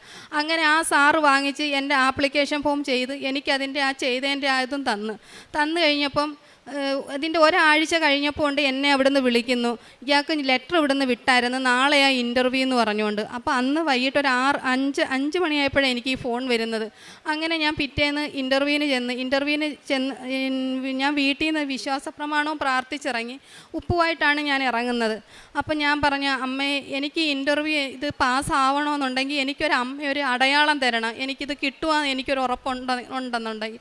അപ്പം ഞാൻ ചെന്ന് കയറിയപ്പം ഞാൻ ആ ബസ്സിൽ കയറുന്നവരെല്ലാം ഞാനിങ്ങനെ നോക്കും, ദൈവമേ അമ്മയുടെ ഒരു അടയാളം കാണിച്ച് തരുന്നില്ലല്ലോ അമ്മ മാതാവ് എന്താ അടയാളം കാണിച്ചു തരാത്ത. അങ്ങനെ ഞാൻ എല്ലാവരും ബസ്സിൽ കയറുന്ന എപ്പോഴും എല്ലാവരെയും കഴുത്തേലാണ് നോക്കുന്നത്. ഞാൻ കാശ് രൂപം ഇങ്ങനെ കാണും, അത് കാണുന്നില്ലല്ലോ എന്ന്. അങ്ങനെ ഞാൻ ആ ബസ് സ്റ്റോപ്പ് ഞാൻ ഇറങ്ങുന്ന സ്റ്റോപ്പ് ഇറങ്ങാറായപ്പോൾ ഉണ്ട്, ദൈവമേ അമ്മ മാതാവ് എൻ്റെ കൂടെ ഇല്ലയോ? അപ്പോഴുണ്ട് ആ ബസ്സിൻ്റെ ഡ്രൈവർ ഇരിക്കുന്നതിൻ്റെ പുറകിലായിട്ട് അമ്മ മാതാവിൻ്റെ രൂപം ഞാൻ കണ്ടു. അപ്പോൾ എനിക്കത് ഉറപ്പായി, ഇന്ന് ഞാൻ ഇൻ്റർവ്യൂ പാസ്സാവുമോ എന്നുള്ളത് എനിക്ക് ഉറപ്പുണ്ട്, കിട്ടുമെന്നുള്ളത്. അങ്ങനെ ഞാൻ ഇൻ്റർവ്യൂ കഴിഞ്ഞ് വന്നപ്പം എനിക്കറിയാവുന്ന ഒരു സാറാണ് എന്നെ അവിടെ ഇൻ്റർവ്യൂ ചെയ്തത്. അപ്പം ഞാൻ ഇൻ്റർവ്യൂ കഴിഞ്ഞിറങ്ങി ഒരു 5 മിനിറ്റ് കൊണ്ട് ഞാൻ അനീഷ അവിടെ നിൽക്കണേന്ന് പറഞ്ഞു. അപ്പോൾ പറഞ്ഞു അനീഷ സെലക്ട് ആയിട്ടുണ്ടെന്ന് പറഞ്ഞു. അങ്ങനെ അത് കഴിഞ്ഞ് ഞാൻ ഇറങ്ങിയപ്പം പറഞ്ഞു, ഇനി വീട്ടിൽ ലെറ്റർ വരുമ്പോൾ ഇവിടെ വരണമെന്ന് പറഞ്ഞു. അങ്ങനെ എനിക്ക് ഞാൻ SLC ബുക്കിനകത്ത് കൊടുത്ത അഡ്രസ്സ് എൻ്റെ അഡ്രസ്സ്, ഞാൻ താമസിക്കുന്നത് വേറെ അഡ്രസ്സ് വരുന്നു. അപ്പോൾ SLC ബുക്കിനകത്ത് അഡ്രസ്സിലാണ് അവർ അപ്പോയിൻമെൻറ്റ് ഓർഡർ ഇട്ടത്. അപ്പം ഞാൻ ചെല്ലേണ്ട ഡേറ്റ് തലേന്നായപ്പോൾ അവരെന്നെ വിളിച്ചിട്ട് പറഞ്ഞു, അനീഷെ നാളെ ഇവിടെ വരണമെന്ന് പറഞ്ഞു. ഞാൻ പറഞ്ഞു മേഡം എനിക്ക് ലെറ്ററൊന്നും കിട്ടിയില്ല എന്ന് പറഞ്ഞു. അപ്പം ഞാൻ ഇവിടുന്ന് അന്ന് ഉടമ്പടി എടുത്തിട്ട് പോയപ്പം ഞാൻ ഇവിടുന്ന് അമ്മ മാതാവിൻ്റെ അടുത്ത് ഞാൻ പറഞ്ഞു, അമ്മ മാതാവേ എനിക്ക് അഥവാ ഒരു ജോലി കിട്ടുമോ? ഞാൻ ഗവൺമെൻറ് ജോലിയെന്നൊന്നുമല്ല ഞാൻ പറഞ്ഞിട്ട് പോയത്, എൻ്റെ സാമ്പത്തിക ബുദ്ധിമുട്ട് മാറുവാൻ എനിക്കൊരു ജോലി തരണേന്നാണ് ഞാൻ പ്രാർത്ഥിച്ചത്. പക്ഷേ എനിക്ക് വന്നതൊരു ഗവൺമെൻറ് ജോലിയാണ്. അപ്പം ഞാൻ പറഞ്ഞു, അമ്മ മാതാവേ ഞാൻ ഈ ജോലി എനിക്ക് അഥവാ കിട്ടുവാണെന്നുണ്ടെങ്കിൽ ഇവിടെ വന്ന് ഞാൻ ജോസഫ് അച്ഛൻ്റെ അനുഗ്രഹം വാങ്ങിച്ചിട്ടേ ഞാൻ അവിടെ കയറത്തുള്ളൂ എന്ന് ഞാൻ പറഞ്ഞായിരുന്നു. അതേ കണക്ക് ഞാൻ ഈ അപ്പോയിൻമെൻറ്റ് ഓർഡറുമായിട്ടാണ് ഞാൻ ഇന്ന് വന്നത്. എനിക്ക് ജൂൺ 3 എനിക്ക് ജോലിക്ക് കയറേണ്ടുന്നത്. ഞാനിവിടെ ജോസഫ് അച്ഛനെ കണ്ട് അനുഗ്രഹം വാങ്ങിച്ചതിന് ശേഷമാണ് ഞാൻ സാക്ഷ്യം പറഞ്ഞത്. അതേ കണക്ക് ഈ കവർ ഞാൻ പൊട്ടിച്ച് എൻ്റെ ഹസ്ബൻഡിനെ മാത്രം കാണിച്ചിട്ട് ജോസഫ് അച്ഛൻ്റെ അടുത്താണ് ഞാനിത് കൊണ്ടുവന്നത്. അപ്പം ഞാൻ ഒരു കാര്യം ഞാൻ ഇവിടെ വരുന്നിരിക്കുന്ന വിശ്വാസികളോട് പറയുകയാണ്, ഈ മണ്ണിൽ വന്ന് ആര് ചവിട്ടിയിട്ടുണ്ടെങ്കിലും നിങ്ങൾ എന്ത് ദുഃഖമുണ്ടെങ്കിലും അത് മാറുമെന്നുള്ള കാര്യം 100% ഉറപ്പാണ്. എന്ന് വെച്ചാൽ ഞാൻ എൻ്റെ ജീവിതത്തിൽ ഞാൻ അനുഭവിച്ച കാര്യമാണ്. ഞാൻ ആദ്യം ഉടമ്പടി എടുത്തപ്പോൾ ഞാനത് നിസ്സാരമായി കണ്ട ഒരു വ്യക്തിയായിരുന്നു. എന്നിട്ട് എന്നെ അമ്മ കൈവിട്ടില്ല. ഞാൻ പക്ഷേ അമ്മ മാതാവിൽ നിന്നും അകന്നുപോയി. അതിനാണ് എന്നേക്ക് അടയാളമായിട്ട് തന്നത് അമ്മയുടെ കാശുരൂപം പോയി. അപ്പോഴേ എൻ്റെ അമ്മ കാശുരൂപം പോയപ്പോൾ എനിക്ക് അന്നേരം തൊട്ട് എൻ്റെ കഷ്ടകാലം തുടങ്ങി. എൻ്റെ ജോലി പോയി. അപ്പോഴും ഞാൻ തിരക്കിയപ്പം പറഞ്ഞു, കാശുരൂപം ഇവിടെ വന്ന് അല്ല, ഉടമ്പടി എടുത്ത അങ്ങനൊരു കാശുരൂപം കിട്ടണമെങ്കിൽ പുതുതായിട്ട് ഉടമ്പടി എടുക്കണമെന്ന് പറഞ്ഞു. അങ്ങനെ ഞാൻ പുതുതായിട്ട് ഉടമ്പടി എടുത്തതിനകത്ത് എനിക്ക് ആദ്യം വന്ന ആ ഉടമ്പടി തെറ്റി വന്നതാണ് ഞാൻ അനുഭവിച്ച്. നമ്മൾ പിന്നെ മാതാവുമായിട്ടുള്ള കരാർ ഉടമ്പടി എന്ന് പറയുന്നത് സത്യമാണ്. അത് നമ്മൾ പ്രവർത്തിക്കണം. നമ്മൾ ചുമ്മാതെ പ്രാർത്ഥിച്ചുകൊണ്ട് നമുക്ക് മാതാവ് ഒന്നും തരത്തില്ല. നമ്മൾ മനസ്സറിഞ്ഞ് ഉരുകി മാതാവിനെ വിളിച്ചു കഴിഞ്ഞാൽ ഈ നിമിഷമായാലും നിങ്ങൾക്ക് അതിനൊരു പ്രയോജനം ഉണ്ടാവും. എന്ന് വെച്ചാൽ ഞാൻ അനുഭവിച്ച ഒരു ഇതാണ്. എന്ത് വെച്ചാൽ നമ്മൾ മറ്റുള്ളവരോട് പറയുമ്പോൾ അത് മറ്റുള്ളവർക്ക് മനസ്സിലാവണമെന്നില്ല. നമ്മളെപ്പോലെ തന്നെ ദുഃഖം അനുഭവിക്കുന്നവർക്കേ അത് മനസ്സിലാവത്തുള്ളൂ. ഇന്ന് ഞാനത് മനസ്സിലാക്കിയിരിക്കുന്നു. അതുകൊണ്ട് നിങ്ങളെല്ലാവരും അമ്മ മാതാവിനെയും ഈശോയെയും മനസ്സിൽ ധാനിച്ച് നിങ്ങൾ മുന്നോട്ട് പോവുക. പ്രേക്ഷിത പ്രവർത്തനം എന്ന് പറയുന്നത് ഞാൻ കൊല്ലത്ത് ഡിസ്ട്രിക്ട് ആശുപത്രിയിൽ കൊണ്ടുപോയി പത്രം ഞാൻ കൊടുക്കും. പത്രം കൊടുക്കുന്നത് പിന്നെ പറഞ്ഞാണ് ഞാൻ കൊടുക്കുന്നത്. ഇത് കണക്ക് വായിക്കണം, പിന്നെ അതേ കണക്ക് ഞാൻ ചോറ് ആഹാരം അത് കൊടുക്കും എന്നെ കൊണ്ടാവുന്നത്. ഇപ്പം ഞാൻ ഇവിടെ വെച്ചൊരു പ്രതിജ്ഞ ചെയ്യുവാണ്, എനിക്ക് മാതാവിൻ്റെ അനുഗ്രഹത്താലാണ് എനിക്കൊരു ജോലി കിട്ടിയത്. അതിനകത്തുനിന്ന് ഒരു വരുമാനം ഒരു പാവപ്പെട്ട രോഗികൾക്ക് കൊടുക്കും എന്ന് ഞാൻ ഈ മാതാവിൻ്റെ അൾത്താരയിൽ നിന്ന് ഞാൻ സാക്ഷ്യം ചെയ്യുന്നു. അമ്മ മാതാവിനും തിരുക്കുമാരനും ഈശോയ്ക്കും 1000 നന്ദി. എനിക്കിത് പറഞ്ഞറിയിക്കാൻ പറ്റാത്ത ഒരു സന്തോഷമാണിത്. ഞാനൊരു ഹിന്ദു വിശ്വാസിയായിരുന്നു കേട്ടോ. ഞാനിപ്പോൾ വായിക്കുന്ന ബൈബിള് ഞാൻ വായിക്കും. പിന്നെ ഇതേണക്ക് അച്ഛൻ്റെ പ്രാർത്ഥന അത് ഞാൻ കേൾക്കും. അതെല്ലാം ഉണ്ട്. ഞാനിപ്പോൾ കയറിയിരിക്കുന്നത് KSFയിൽ ബിസിനസ് പ്രൊമോട്ടറായിട്ടാണ് ഞാൻ കയറിയിരിക്കുന്നത്. എനിക്ക് ഈ ജൂൺ 3 കയറേണ്ടുന്നത്. ഈശോയ്ക്കും അമ്മയ്ക്കും ഒരായിക്കും നന്ദി. ഇനി മുന്നോട്ടും ഈ ഉടമ്പടിയായിട്ട് തന്നെ മുന്നോട്ട് പോകാനാണ് ഞാൻ ഇത് തീരുമാനിച്ചിരിക്കുന്നത്. അതുകൊണ്ട് ഇവിടെ വന്ന വിശ്വാസികളും അങ്ങനെയുള്ളതായിരിക്കണം. നന്ദി. അവൻ സ്നേഹത്തിൽ എന്നോട് ഒട്ടി നിൽക്കുന്നതിനാൽ ഞാൻ അവനെ രക്ഷിക്കും. അവൻ എൻ്റെ നാമം അറിയുന്നതുകൊണ്ട് ഞാൻ അവനെ സംരക്ഷിക്കും.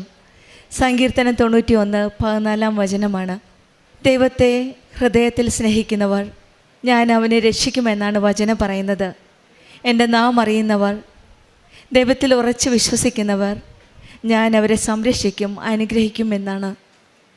ദൈവസ്നേഹവും വിശ്വാസവും ഉള്ളവരെ ദൈവം ഒരിക്കലും കൈവിടില്ല. ഉടമ്പടിയിൽ ദൈവത്തെ സ്നേഹിക്കുന്നവർക്ക് രക്ഷയും ഉയർച്ചയും ഉറപ്പാണ് എന്നുള്ള ഒരു നല്ല ദൈവാനുഭവ സാക്ഷ്യമാണ് നാം ഇപ്പോൾ കേട്ടത് അനീഷ എന്ന മകളുടെ സാക്ഷ്യത്തിൽ നിന്ന്. ഈ മകള് കൃപാസനം ഉടമ്പടി എടുത്തു. കൃപാസനം ഉടമ്പടിയിൽ പ്രാർത്ഥനാ ജീവിതം വെറും ചൊല്ലുന്ന പ്രാർത്ഥനയാണെന്ന് കരുതി പ്രാർത്ഥിച്ചു. പക്ഷെങ്കിൽ നമ്മുടെ കൃപാസനം ഉടമ്പടി പ്രാർത്ഥനിക്കുന്ന മാത്രമല്ല, ചൊല്ലുന്ന മാത്രമല്ല, ചെയ്യുന്ന ഒരു പദ്ധതിയാണെന്ന് പിന്നീടാണ് ഈ മകൾക്ക് മനസ്സിലായത്. അതുകൊണ്ടാണ് ഈ വചനം പറഞ്ഞത്, അവർ സ്നേഹത്തിൽ എന്നോട് ഒട്ടി നിൽക്കുന്നതിനാൽ ഞാൻ അവരെ രക്ഷിക്കുമെന്നാണ്. അറിവില്ലായ്മ കൊണ്ടായിരിക്കാം ഒരുപക്ഷേ ഉടമ്പടി ജീവിതത്തിൽ കൂടുതൽ തീക്ഷ്ണതയോടെ സ്റ്റാർട്ട് ചെയ്യാനായിട്ട് സാധിച്ചില്ല. പിന്നീട് കയ്യിൽ നിന്ന് കാശുരൂപം നഷ്ടമായി, ജോലി പോയി. അപ്പോഴെന്തൊക്കെയോ ജീവിതത്തിൽ സംഭവിക്കുന്നതെന്ന് മനസ്സിലായ നിമിഷങ്ങളിൽ ഈ മകള് ആ ദൈവത്തോട് ഒട്ടി നിൽക്കുവാനായിട്ട് പരിശ്രമിക്കുകയാണ്. ആ രക്ഷിക്കുന്ന ദൈവത്തിലേക്ക് തിരിച്ചു വരികയാണ്. അങ്ങനെയാണ് ഇവിടെ വരികയും പിന്നീട് ഉടമ്പടി കാശുരൂപം നഷ്ടപ്പെട്ടു പോയാൽ നമുക്കറിയാം പുതിയ ഉടമ്പടി എടുത്ത് പുതുതായിട്ട് സ്റ്റാർട്ട് ചെയ്യണമെന്ന്. അങ്ങനെ ഈ മകള് പരിശുദ്ധ അമ്മയെ ജീവനോടെ പ്രത്യക്ഷപ്പെട്ട ഈ ആലയത്തിൽ വന്ന് ഉടമ്പടി എടുക്കുകയും നിയോഗം സമർപ്പിച്ച് പ്രാർത്ഥിച്ചത് ഒരു ജോലിക്ക് വേണ്ടിയിട്ടാണ്, ഒരു സാധാരണ ജോലിക്ക് വേണ്ടി. അന്നു മുതലാണ് ഉടമ്പടി ജീവിതം കൂടുതൽ തീക്ഷ്ണതയോടെ നിബന്ധനകൾ അനുസരിച്ച് പാലിച്ച് ജീവിക്കുവാൻ തുടങ്ങിയത്. ഉടമ്പടി എടുത്തത് 14-ാം തീയതിയാണ്. അന്ന് വൈകുന്നേരമാണ് യാദൃശ്ചികമായിട്ട് ഒരു മൊബൈലിൽ ഒരു മെസ്സേജ് കാണുകയും അത് ഒരു ജോലിയെപ്പറ്റിയാണ്. 15 നവംബർ 15-ാം തീയതി നവംബർ ലാസ്റ്റ് ഡേറ്റാണ് കാണിച്ചത്. അതും ആ ഫോം ഫില്ലപ്പ് ചെയ്ത് ആപ്ലിക്കേഷൻ അയക്കണമെങ്കിൽ അക്ഷയയിൽ കൂടി വേണം പോകാനായിട്ട്. പക്ഷേ ഈ മകളുടെ മനസ്സിലെ ഉൾപ്രേരണ മൂലം അക്ഷയയിൽ പോയാൽ എന്തെങ്കിലും ടെക്നിക്കൽ പ്രോബ്ലം കാണുമെന്ന് വിചാരിച്ച് നേരെ തന്നെ റീജിയണൽ ഓഫീസിലേക്ക് പോവുകയാണ്. അവിടെ ചെന്ന് ആ ലാസ്റ്റ് മൊമെൻറ്റിൽ ഒരു പക്ഷേ അത് പരിശുദ്ധ അമ്മ തന്നെ ഒരു നേർപെട്ടുള്ള ഒരു ഇടപെടലാണ്. ഉടമ്പടി ഉടനടി പരിഹാരം എന്ന് പറഞ്ഞ പോലെ ഈ മകളുടെ ജീവിതത്തിലും എവിടെ പോയാലും നേർച്ച വസ്തുക്കളുമായിട്ടാണ് ഈ മകൾ പ്രാർത്ഥിച്ച് വിശ്വാസ പ്രമാണം ചൊല്ലിയാണ് പോയത്. അതിൻ്റെ ഫലമായിട്ട് തന്നെയാണ് അന്ന് ആ റീജിയണൽ ഓഫീസ് ചെന്നപ്പോൾ ഒരു പർട്ടിക്കുലർ പേഴ്സൺ വാസ് ദെയർ. ഒരു നല്ലൊരു സാറ് സഹായിക്കാൻ സന്മനസ്സുള്ള കാണിച്ചു. അതും പരിശുദ്ധ അമ്മയുടെ ഒരു നല്ല ഇടപെടലാണെന്ന് തന്നെയാണ്, അമ്മയുടെ സാന്നിധ്യമാണ് ആ സാറിൽ കൂടി ഈ മകൾക്ക് മനസ്സിലാക്കാൻ സാധിച്ചത്. അങ്ങനെ അതെല്ലാം വേണ്ടപ്പെട്ട ഡോക്യുമെൻറ്റ്സ് എല്ലാം സബ്മിറ്റ് ചെയ്തു. 2 ആഴ്ചയോളം പ്രാർത്ഥനയിലും മുഴുകി ഈ മകൾ ഉടമ്പടിയുടെ നിബന്ധനകൾ അനുസരിച്ച് പാലിച്ച് ജീവിച്ചു. പിന്നീട് 2 ആഴ്ച കഴിഞ്ഞപ്പോഴാണ് ഈ മകൾക്ക് സെലക്ഷന് ഇൻ്റർവ്യൂവിന് പോയപ്പോഴും ഓരോ പ്രാവശ്യം ഇൻ്റർവ്യൂവിന് വിളിച്ചപ്പോഴാണ് ഈ മകൾ വീണ്ടും ഉടമ്പടി തൈലം, കാശുരൂപം, വിശ്വാസ പ്രമാണം ചൊല്ലി വെഞ്ചരിച്ച ഉപ്പുമായിട്ടാണ് ഈ മകൾ പ്രാർത്ഥിച്ചു പോയത്. അവിടെ പോയപ്പോഴും ഇൻ്റർവ്യൂവിന് പോയപ്പോഴും ഒരു അമ്മയോട് പറഞ്ഞ് അമ്മ എൻ്റെ കൂടെ ഉണ്ടോ എന്നുള്ളൊരു അടയാളമാണ് ചോദിച്ചത്. പലരെയും നോക്കി എവിടെയെങ്കിലും ഉടമ്പടി കാശുരൂപമുണ്ടോ, അമ്മ എൻ്റെ കൂടെ ഉണ്ടോ എന്നുള്ളൊരു സാന്നിധ്യം മനസ്സിലാക്കാനായിട്ട്. പക്ഷെങ്കിൽ എങ്ങും കണ്ടില്ല. ബസ്സിൽ നിന്നിറങ്ങി ഇൻ്റർവ്യൂ ചെയ്യാനായിട്ട് പോയപ്പോൾ ആ ബസ്സിൻ്റെ പുറകിൽ കൃപാസനം അമ്മയുടെ ഒരു ഫോട്ടോ ഉണ്ടായിരുന്നു. അപ്പോൾ തന്നെ ഈ മകൾക്ക് മനസ്സിലായി പരിശുദ്ധ അമ്മ, കൃപാസന അമ്മ, സഞ്ചാരി മാതാവ് എൻ്റെ കൂടെയുണ്ടെന്ന്. ആ ഉറപ്പിലാണ് ഈ മകൾ ഇൻ്റർവ്യൂവിന് പോയത്. അവിടെയും പരിശുദ്ധ അമ്മയുടെ ഒരു വലിയ സാന്നിധ്യമാണ്, ഒരു വലിയ ഇടപെടലാണ്.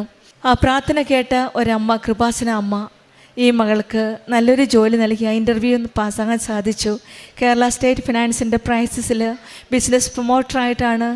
ഇന്ന് അപ്പോയിൻമെൻറ്റ് ലെറ്ററുമായിട്ടാണ് പരിശുദ്ധ അമ്മയുടെ പ്രത്യക്ഷീകരണത്തിൻ്റെ സാക്ഷിയായിട്ട് അനീഷ ഇന്ന് അമ്മയ്ക്ക് നന്ദി പറയാനായിട്ട് വന്നിരിക്കുന്നത്. അതും പറയാൻ മറന്നില്ല.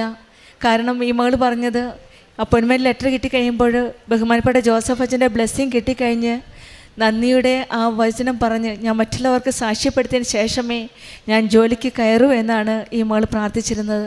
അതിൻ പ്രകാരമാണ് അമ്മയ്ക്ക് നന്ദി പറയാനും ഈശോയെ മഹത്വപ്പെടുത്തുവാനും അനീഷ മറന്നില്ല.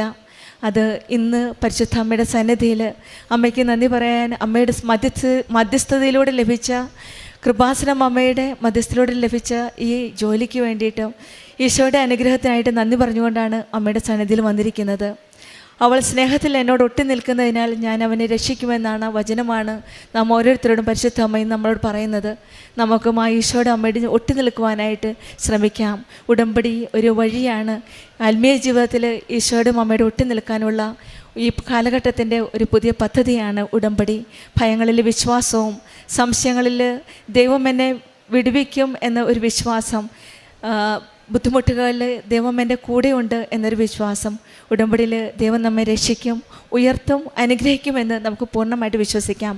കർത്താവിൻ്റെ വാഗ്ദാനം പോലെ ആ ഈശോയുടെ സാന്നിധ്യമാണ്, ഉടമ്പടിയിൽ നമുക്ക് സാന്നിധ്യമാണ് നമുക്ക് ഏറ്റവും പ്രധാനം. ആ സാന്നിധ്യം നമുക്കെപ്പോഴും നമ്മുടെ ജീവിതത്തിലും അനുഭവപ്പെടുവാൻ സാധിക്കട്ടെ എന്ന് പ്രാർത്ഥിച്ചുകൊണ്ടും അനീഷയ്ക്കും കുടുംബത്തിനും ലഭിച്ച ഈ വലിയ അനുഗ്രഹത്തിന് നമ്മൾക്ക് കരങ്ങളടിച്ച് ദൈവകുമാരനും 1000 നന്ദി. എൻ്റെ പേര് റിനി. ഞാൻ കോവളത്ത് നിന്നാണ് വരുന്നത്.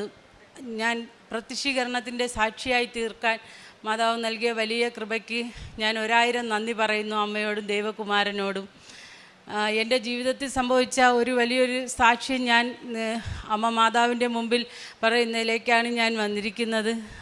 ഞാൻ ആദ്യമായി കൃപാസനത്തെ പറ്റി കേൾക്കുന്നത് ഞാനൊരു പ്രൈവറ്റ് കമ്പനിയിൽ ജോലി ചെയ്യുന്ന സമയത്ത് വിജി എന്ന് പറയുന്ന എൻ്റെ ഒരു കൂട്ടുകാരി വഴിയാണ്. ആൾ അമ്മയുടെ വലിയ ഭക്തയായിരുന്നു. എപ്പോഴും ചൊവ്വാഴ്ചകളിൽ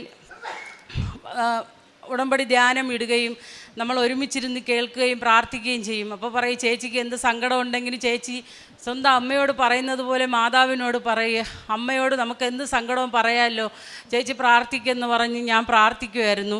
എനിക്ക് ഒരുപാട് അനുഭവങ്ങൾ അതിൽ നിന്ന് കിട്ടിയതിൻ്റെ ഫലം എൻ്റെ അടുത്ത് പറഞ്ഞ്, ചേച്ചി വന്ന് ഉടമ്പടി എടുക്കണം, ഉടമ്പടി എടുക്കുമ്പോൾ നമുക്ക് കുറച്ചുകൂടി മാതാവിൻ്റെ അടുക്കലേക്ക് എത്തിച്ചേരാനായിട്ട് പറ്റും എന്നോട് പറയുകയും ഞാൻ വന്ന് 2022 ഡിസംബർ 4 ഉടമ്പടി എടുക്കുകയുണ്ടായി.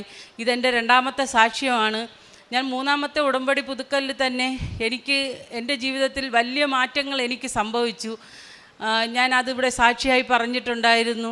ഇത് ഞാൻ ആ പ്രൈവറ്റ് കമ്പനിയിൽ ജോലി ചെയ്തുകൊണ്ടിരിക്കെ തന്നെ എനിക്ക് ആ ജോലി നഷ്ടപ്പെടുകയുണ്ടായി. അത് കഴിഞ്ഞ് ഒരു 2 വർഷക്കാലം ഞാൻ ജോലിയില്ലാതെ വളരെയധികം ബുദ്ധിമുട്ടി. എൻ്റെ അമ്മയ്ക്ക് ഒരു അസുഖം ഉണ്ടായി. കാര്യം അമ്മയ്ക്ക് പെട്ടെന്ന് ഷുഗറൊക്കെ കുറഞ്ഞ് അമ്മ വെൻറ്റിലേറ്ററിലായിരുന്നു. അപ്പോൾ അമ്മയെ നോക്കാൻ ആരുമില്ലായിരുന്നു. അങ്ങനെ ഞാൻ അമ്മയുടെ കൂടെ ആയതിന് ശേഷമാണ് എനിക്ക് കൃത്യമായിട്ട് ഹോസ്പിറ്റലിൽ പോകുന്നതുകൊണ്ട് ജോലിക്കൊന്നും പോകാൻ പറ്റത്തില്ലായിരുന്നു. അങ്ങനെയാണ് എനിക്ക് ആ ജോലി നഷ്ടമായി. ഞാൻ അവിടെ സെയിൽസിലാണ് വർക്ക് ചെയ്തുകൊണ്ടിരുന്നത് ആ പ്രൈവറ്റ് ബാങ്കിൽ. അത് കഴിഞ്ഞതിന് ശേഷം എനിക്ക് ജോലിയൊന്നും കിട്ടുന്നില്ല. ഞാൻ വളരെയധികം വിഷമത്തിലായിരുന്നു. എന്ത് ജോലി കിട്ടിയാലും ചെയ്യാം എന്നുള്ള രീതിയിലായിരുന്നു. ഞാൻ ഒരു തൂപ്പ് ജോലിയെങ്കിലും കിട്ടിയെങ്കിൽ പോവാം എന്ന് ഞാൻ പറയും. കാര്യം എനിക്ക് EMI കാര്യങ്ങളൊക്കെ ഉണ്ട്, അടയ്ക്കാനുള്ള നിവൃത്തിയില്ല. അതുകൊണ്ട് ഞാൻ പറയുമായിരുന്നു. എൻ്റെ കൂട്ടുകാരിയുടെ അടുത്തും പറയും. അപ്പം പറയും, ചേച്ചി പോയി ഉടമ്പടിയിൽ വച്ച് ചേച്ചി പ്രാർത്ഥിക്കും. ഞാൻ അടുത്ത ഉടമ്പടിയിൽ ഞാൻ മാതാവിൻ്റെ സന്നിധിയിൽ വന്ന് ഞാൻ അടുത്ത ഉടമ്പടി പുതുക്കലിന് വിഷയം വെച്ചു പ്രാർത്ഥിച്ചു. ഞാൻ എപ്പോഴും മാതാവിൻ്റെ അടുത്ത് പ്രാർത്ഥിക്കും, മാതാവേ എനിക്കൊരു ജോലി മാതാവ് നൽകണമെന്ന്. അങ്ങനെ ഇരിക്കുകയാണ് എനിക്ക് SBIയിൽ ഒരു ഇൻ്റർവ്യൂവിന് എനിക്കൊരു ചാൻസ് കിട്ടി. ഇൻ്റർവ്യൂ എന്ന് പറഞ്ഞാൽ വളരെയധികം ടഫായിരുന്നു. പക്ഷേ ഞാൻ പോകാനും ഒരുപാട് മടിച്ചു. ഞാനൊരു പ്രൈവറ്റ് കമ്പനിയിലാണ് ജോലി ചെയ്തത്. അപ്പോൾ ഇവിടെ SBIയിലൊക്കെ പോകുമ്പോൾ എന്തുമാത്രം ആ ഒരു ബുദ്ധിമുട്ടൊന്ന് കരുതി ഞാൻ പോയപ്പോൾ ഞാൻ എൻ്റെ അമ്മയുടെ കാശ് രൂപം ഉള്ളം കയ്യിൽ പിടിച്ചുകൊണ്ട് ഞാൻ പ്രാർത്ഥിച്ചുകൊണ്ട് പോയി അവിടെ ചെന്നപ്പോൾ എൻ്റെ മുമ്പിലിരിക്കുന്ന സാറൊക്കെ നല്ല ചിരിച്ചുകൊണ്ടാണ് എൻ്റെ അടുത്ത് സംസാരിക്കുന്നത്. എന്നെ കുഴപ്പിക്കുന്ന ഒരു ചോദ്യങ്ങളും ചോദിപ്പിച്ചില്ല. ഞാൻ നല്ല ഹാപ്പി ആയിട്ട് ഞാൻ ഇൻ്റർവ്യൂ അറ്റൻഡ് ചെയ്ത് അവരെൻ്റെ മുഖത്ത് നോക്കി ചിരിക്കുമ്പോൾ എൻ്റെ മാതാവിൻ്റെ മുഖമാണ് ഞാൻ അവിടെ കാണുന്നത്. വളരെയധികം സന്തോഷത്തോടെ ഞാൻ ഇൻ്റർവ്യൂ അറ്റൻഡ് ചെയ്തു. വീട്ടിൽ വന്നു. ഒരുപാട് നാളായിട്ടും എനിക്ക് അപ്പോയിൻമെൻറ്റ് വന്നില്ല, ലെറ്ററൊന്നും വന്നില്ല. ഒരു 1.5 മാസം കഴിഞ്ഞപ്പോഴത്തേക്കും എനിക്ക് ജോലിക്ക് ജോയിനിങ് ആയി. 2025 ഓഗസ്റ്റ് 14 ഞാൻ SBIയിൽ ജോയിൻ ചെയ്ത സമയത്ത് എൻ്റെ മാനേജർ എൻ്റെ അടുത്ത് പറയുകയുണ്ടായി. ഞാൻ അവിടെ ജോയിൻ ചെയ്യുന്നത് ഡെവലപ്മെൻറ്റ് മാനേജറായിട്ടാണ് ഞാൻ ജോയിൻ ചെയ്യുന്നത്. അപ്പോൾ എൻ്റെ മാനേജർ എൻ്റെ അടുത്ത് വന്ന് പറയാണ്, റിനി ഡബിൾ പ്രൊമോഷനിൽ കുറഞ്ഞ് റിനി വേറെ ഒന്നും നോക്കരുത്. ഞാൻ പറഞ്ഞു, സാറേ എനിക്ക് പറ്റുമെന്ന് തോന്നുന്നില്ല.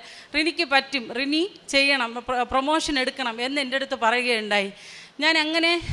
ഞാൻ മാതാവിനോട് തന്നെ ഞാൻ അടുത്ത ഉടമ്പടിയിൽ വിഷയം വെച്ചു. മാതാവേ എനിക്കറിയില്ല ഞാൻ എങ്ങനെ എത്തുമെന്നും എനിക്കറിയത്തില്ല. കാര്യം ഇനി 5 മാസത്തെ സമയമേ ഉള്ളൂ മാർച്ച് കഴിയാനായിട്ട്. കാര്യം 3 മാസം നമുക്കല്ലാതെ കുറച്ച് റിക്രൂട്ട്മെൻറ്റിനൊക്കെ വേണ്ടിയിട്ട് അവർ നമുക്ക് സമയം തരും. പിന്നെ ഒരു 5 മാസം മാർച്ചിനകത്ത് വെച്ച് അവർ പറഞ്ഞ ഫിഗർ എത്തി ഡബിൾ പ്രൊമോഷനിലെത്തണം.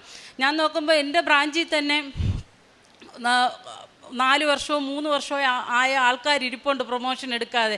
ഞാൻ എങ്ങനെ ചെയ്യും എന്ന് പറഞ്ഞ് ഞാൻ എപ്പോഴും മാതാവിൻ്റെ അടുത്ത് പ്രാർത്ഥിക്കും. ഓരോ ആവശ്യത്തിനും ഞാൻ ഓരോ കസ്റ്റമറെ കാണാൻ പോകുമ്പോഴും ഇറങ്ങുമ്പോഴും എല്ലാം ഞാൻ മാതാവിൻ്റെ അടുത്ത് പ്രാർത്ഥിക്കും. പിന്നെ ഞാൻ ഉപ്പ് കയ്യിൽ കൊണ്ടുപോയിട്ട് ഉപ്പ് വിതറി ഞാൻ വിശ്വാസ പ്രമാണം ചൊല്ലി പ്രാർത്ഥിക്കും. ഞാൻ ഒരു വീട്ടിൽ പോയി ഞാൻ പ്രാർത്ഥിച്ച് എനിക്കത് കിട്ടൂല എന്ന് വന്നപ്പോൾ ഞാൻ അവിടെ ഇരുന്ന് കരഞ്ഞ്, ഞാൻ പൊട്ടിക്കരഞ്ഞ് ഞാൻ മാതാവിൻ്റെ അടുത്ത്. പക്ഷേ എനിക്കത് അവിടെ നഷ്ടപ്പെട്ടെങ്കിലും മാതാവ് എനിക്ക് വേറൊരിടത്തു നിന്ന് എനിക്കത് കൂട്ടിച്ചേർത്ത് തന്നു. അത്ഭുതം തന്നെയാണ് പറയാൻ. 5 മാസം കൊണ്ട് ഡെവലപ്മെൻറ്റ് മാനേജർ എന്നുള്ള പോസ്റ്റിൽ നിന്ന് മാതാവ് എനിക്ക് ഡബിൾ പ്രൊമോഷൻ എടുക്കാനുള്ള വലിയൊരു അനുഗ്രഹം മാതാവ് എനിക്ക് തന്നു.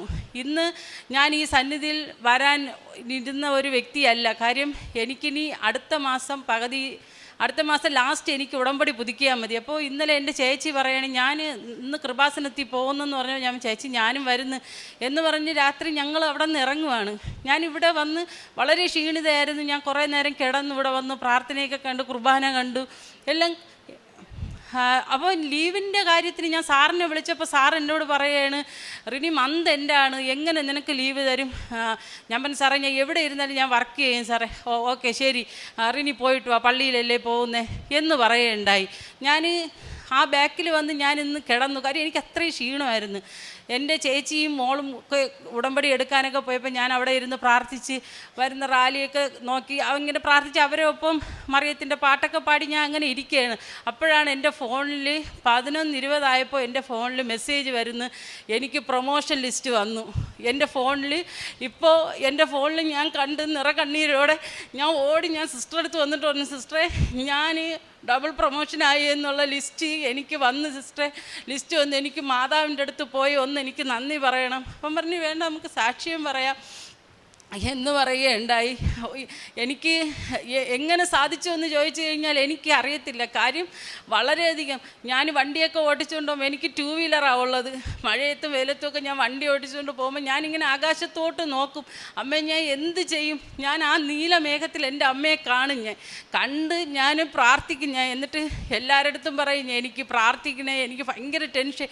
അപ്പോൾ എൻ്റെ ഉള്ളിൻ്റെ ഉള്ളിൽ പറയും, നീ എന്തിന് ടെൻഷൻ അടിക്കണേ, ഞാനില്ലേ എന്നുള്ള ഒരു ഭയങ്കര ഇത്. എന്നിട്ട് ഒന്നും എനിക്ക് അത്രയും മനസ്സിന് ടെൻഷൻ വരുമ്പോൾ ഞാൻ ഇങ്ങനെ ചെന്ന് അമ്മയുടെ മുഖത്ത് നോക്കി ഒരുപാട് നേരം ഇരിക്കും. എൻ്റെ ഫോൺ എടുക്കുകയാണെങ്കിൽ പോലും എൻ്റെ ഫോണിൽ എൻ്റെ അമ്മയാണ് ഫ്രണ്ടിൽ. ഞാൻ എൻ്റെ അമ്മേൻ്റെ കണ്ണിൽ നോക്കിയിട്ട് ഞാൻ അമ്മയോട് പ്രാർത്ഥിക്കും, അമ്മേ എനിക്കാരുമില്ല എനിക്ക് പറയാൻ വേണ്ടി, എൻ്റെ അമ്മ തന്നെ തുണയായിരിക്കണം. സങ്കടം വരുമ്പോൾ ഞാൻ കെട്ടിപ്പിടിച്ച് ഞാൻ ഉമ്മ കൊടുക്കും എൻ്റെ മാതാവിന്. എന്നിട്ട് ഞാൻ പ്രാർത്ഥിക്കും, മാതാവേ നീ തുണയായിരിക്കണേ എന്ന് ഞാൻ പ്രാർത്ഥിക്കും. ഇന്ന് ഈ അമ്മയുടെ വണക്ക മാസത്തിൽ തന്നെ എനിക്ക് ഇവിടെ വരുവാനും എനിക്ക് സാക്ഷ്യം പറയാനും അമ്മയാണ് എന്നെ ഇവിടെ ഇന്ന് വരുത്തിയത്, ഞാൻ വന്നതല്ല. ഇപ്പോൾ ഞാൻ ഡെവലപ്മെൻറ്റ് മാനേജറായിട്ട് വർക്ക് ചെയ്തിരുന്ന ഞാനിപ്പോൾ സീനിയർ അസോസിയേറ്റ് മാനേജറായിട്ട് ഇന്ന് പ്രൊമോഷനായി. എനിക്ക് അതിൽ വളരെയധികം ഞാനും എൻ്റെ കുടുംബവും എല്ലാം വളരെയധികം സന്തോഷിക്കുന്നു. എൻ്റെ അമ്മ മാതാവിനോട് 1000 നന്ദി എനിക്ക് പറയാതിരിക്കാൻ വയ്യ. അതുപോലെ തന്നെ പ്രേക്ഷിത പ്രവർത്തനമായിട്ട് ചെയ്യുന്നത്, ഞാൻ പത്രം വാങ്ങി ഞാൻ കൊടുക്കും ഹോസ്പിറ്റലുകളിലും. എൻ്റെ അടുത്ത് ആര് പ്രാർത്ഥന സഹായം ചോദിച്ചിരുന്നാലും അവർക്കിവിടെ നിന്ന് ഉടമ്പടി വസ്തുക്കൾ വാങ്ങി ഞാൻ അവരെ വീട്ടിൽ കൊടുക്കും, വിശ്വാസ പ്രമാണം ചൊല്ലിക്കൊടുക്കും. കൂടുതലും ഹിന്ദുക്കളായിട്ടുള്ളവരാണ് എൻ്റെ അടുത്ത് ചോദിക്കുന്നത്. ഞാനിവിടെ വരുമ്പം ഞാൻ ഫോട്ടോ സ്റ്റാറ്റസൊക്കെ ഇടുമ്പോൾ എൻ്റെ അടുത്ത് ചോദിക്കും, എനിക്കും വേണ്ടി പ്രാർത്ഥിക്കണേ, എനിക്കും വേണ്ടി. ഞാൻ പറയും പ്രാർത്ഥിക്കാൻ. ഞാൻ അവരെ വീട്ടിൽ പോയിട്ട് ഉടമ്പടി നേർച്ച വസ്തുക്കൾ അവർക്കും കൊടുക്കും. പിന്നെ ഈ രോഗികൾക്ക് ആഹാരം കൊടുക്കും.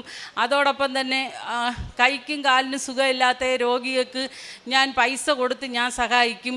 പിന്നെ ചില സമയത്തൊക്കെ ഭയങ്കരമായിട്ട് ടെൻഷൻ വരുന്ന സമയത്ത് ഞാൻ ജോലിക്ക് ഇറങ്ങില്ല. ഞാൻ ഈ പ്രേക്ഷിത പ്രവർത്തനമാണ് ഞാൻ ചെയ്യുന്നത്. അപ്പോൾ എൻ്റെ മനസ്സിന് ഭയങ്കര ശാന്തത എനിക്ക് കിട്ടും.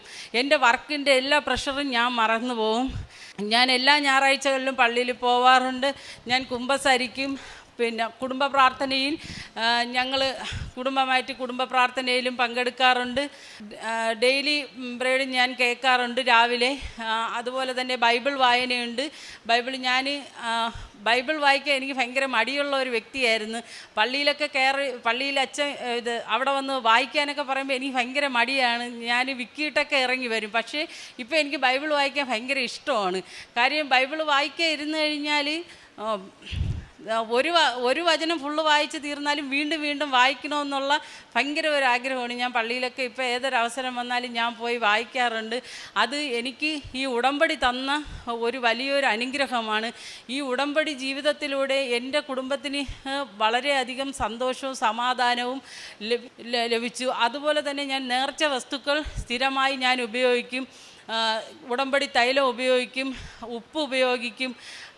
അതുപോലെ തന്നെ എൻ്റെ കുഞ്ഞുങ്ങൾക്കായാലും പഠിത്തത്തിൽ പിന്നോട്ട് നിന്നാലോ എന്താവശ്യത്തിന് അവരൊരു രോഗം വന്നാലോ പെട്ടെന്ന് ഞാൻ ഉടമ്പടി വസ്തുക്കൾ ഞാൻ ഉപയോഗിക്കും. അമ്മ മാതാവ് വളരെയധികം അതുപോലെ തന്നെ എനിക്ക് ഞാൻ നേരത്തെ പറഞ്ഞതുപോലെ ഫസ്റ്റ് ഉടമ്പടിയിൽ വെച്ചതാണ് എനിക്കൊരു വലിയൊരു കടഭാരം ഉണ്ടായിരുന്നു. അതെൻ്റെ മൂന്നാമത്തെ ഉടമ്പടി ഞാൻ പുതുക്കലിൽ ഞാൻ മാതാവിൻ്റെ അടുത്ത് പറഞ്ഞ് ഞാനൊരു ഡേറ്റ് വെച്ചാണ് പ്രാർത്ഥിച്ചത്. ഡിസംബർ 7 ഞാൻ അമ്മ മാതാവിൻ്റെ അടുത്ത് വരുന്നതിന് മുമ്പ് എനിക്ക് കടഭാരം തീർക്കാൻ അമ്മ എനിക്കൊരു വഴി തരണമെന്ന്.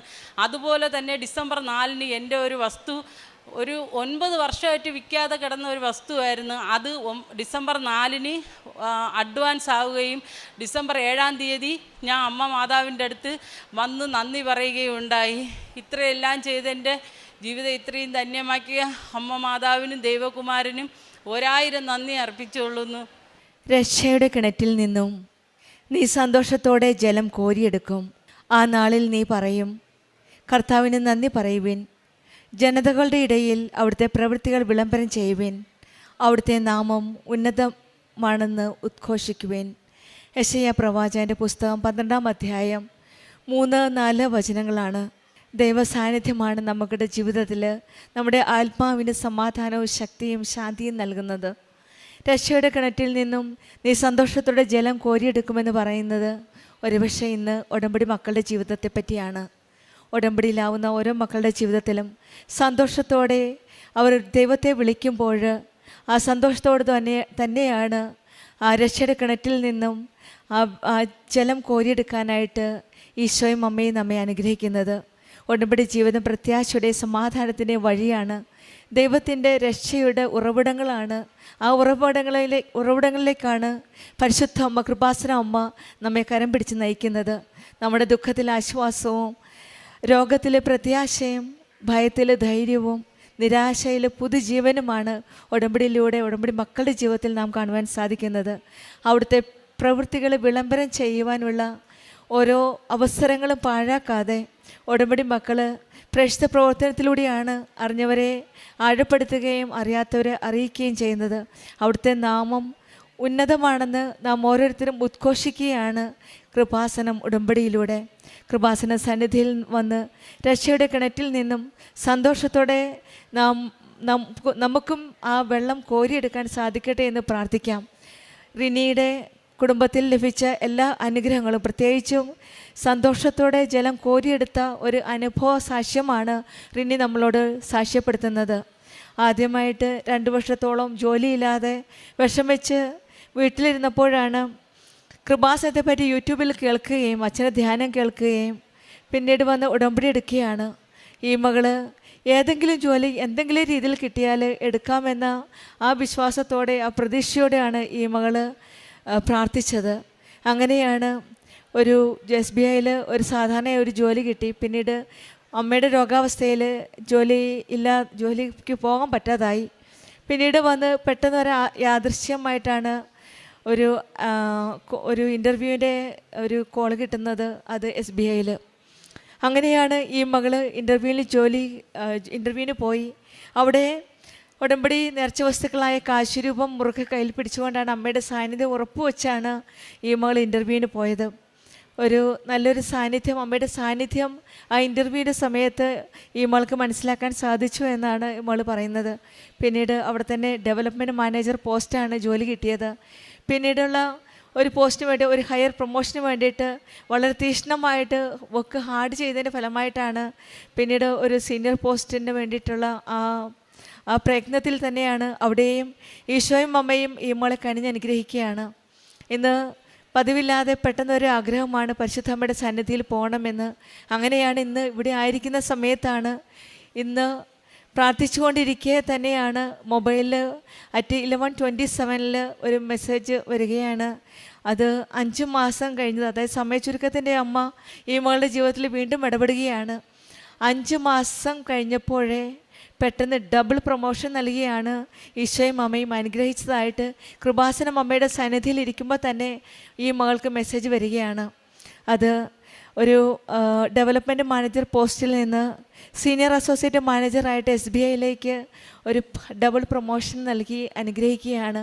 പരിശുദ്ധ അമ്മയുടെ സന്നിധിയിൽ വന്നിരുന്നപ്പോൾ തന്നെ ഈ മെസ്സേജ് വന്നപ്പോൾ ഈ മകൾ സാക്ഷ്യപ്പെടുത്തുന്ന റിനി പറയുന്നത്, അമ്മയുടെ പ്രത്യക്ഷീകരണത്തിൻ്റെ സാക്ഷിയാൻ സാധിച്ചു.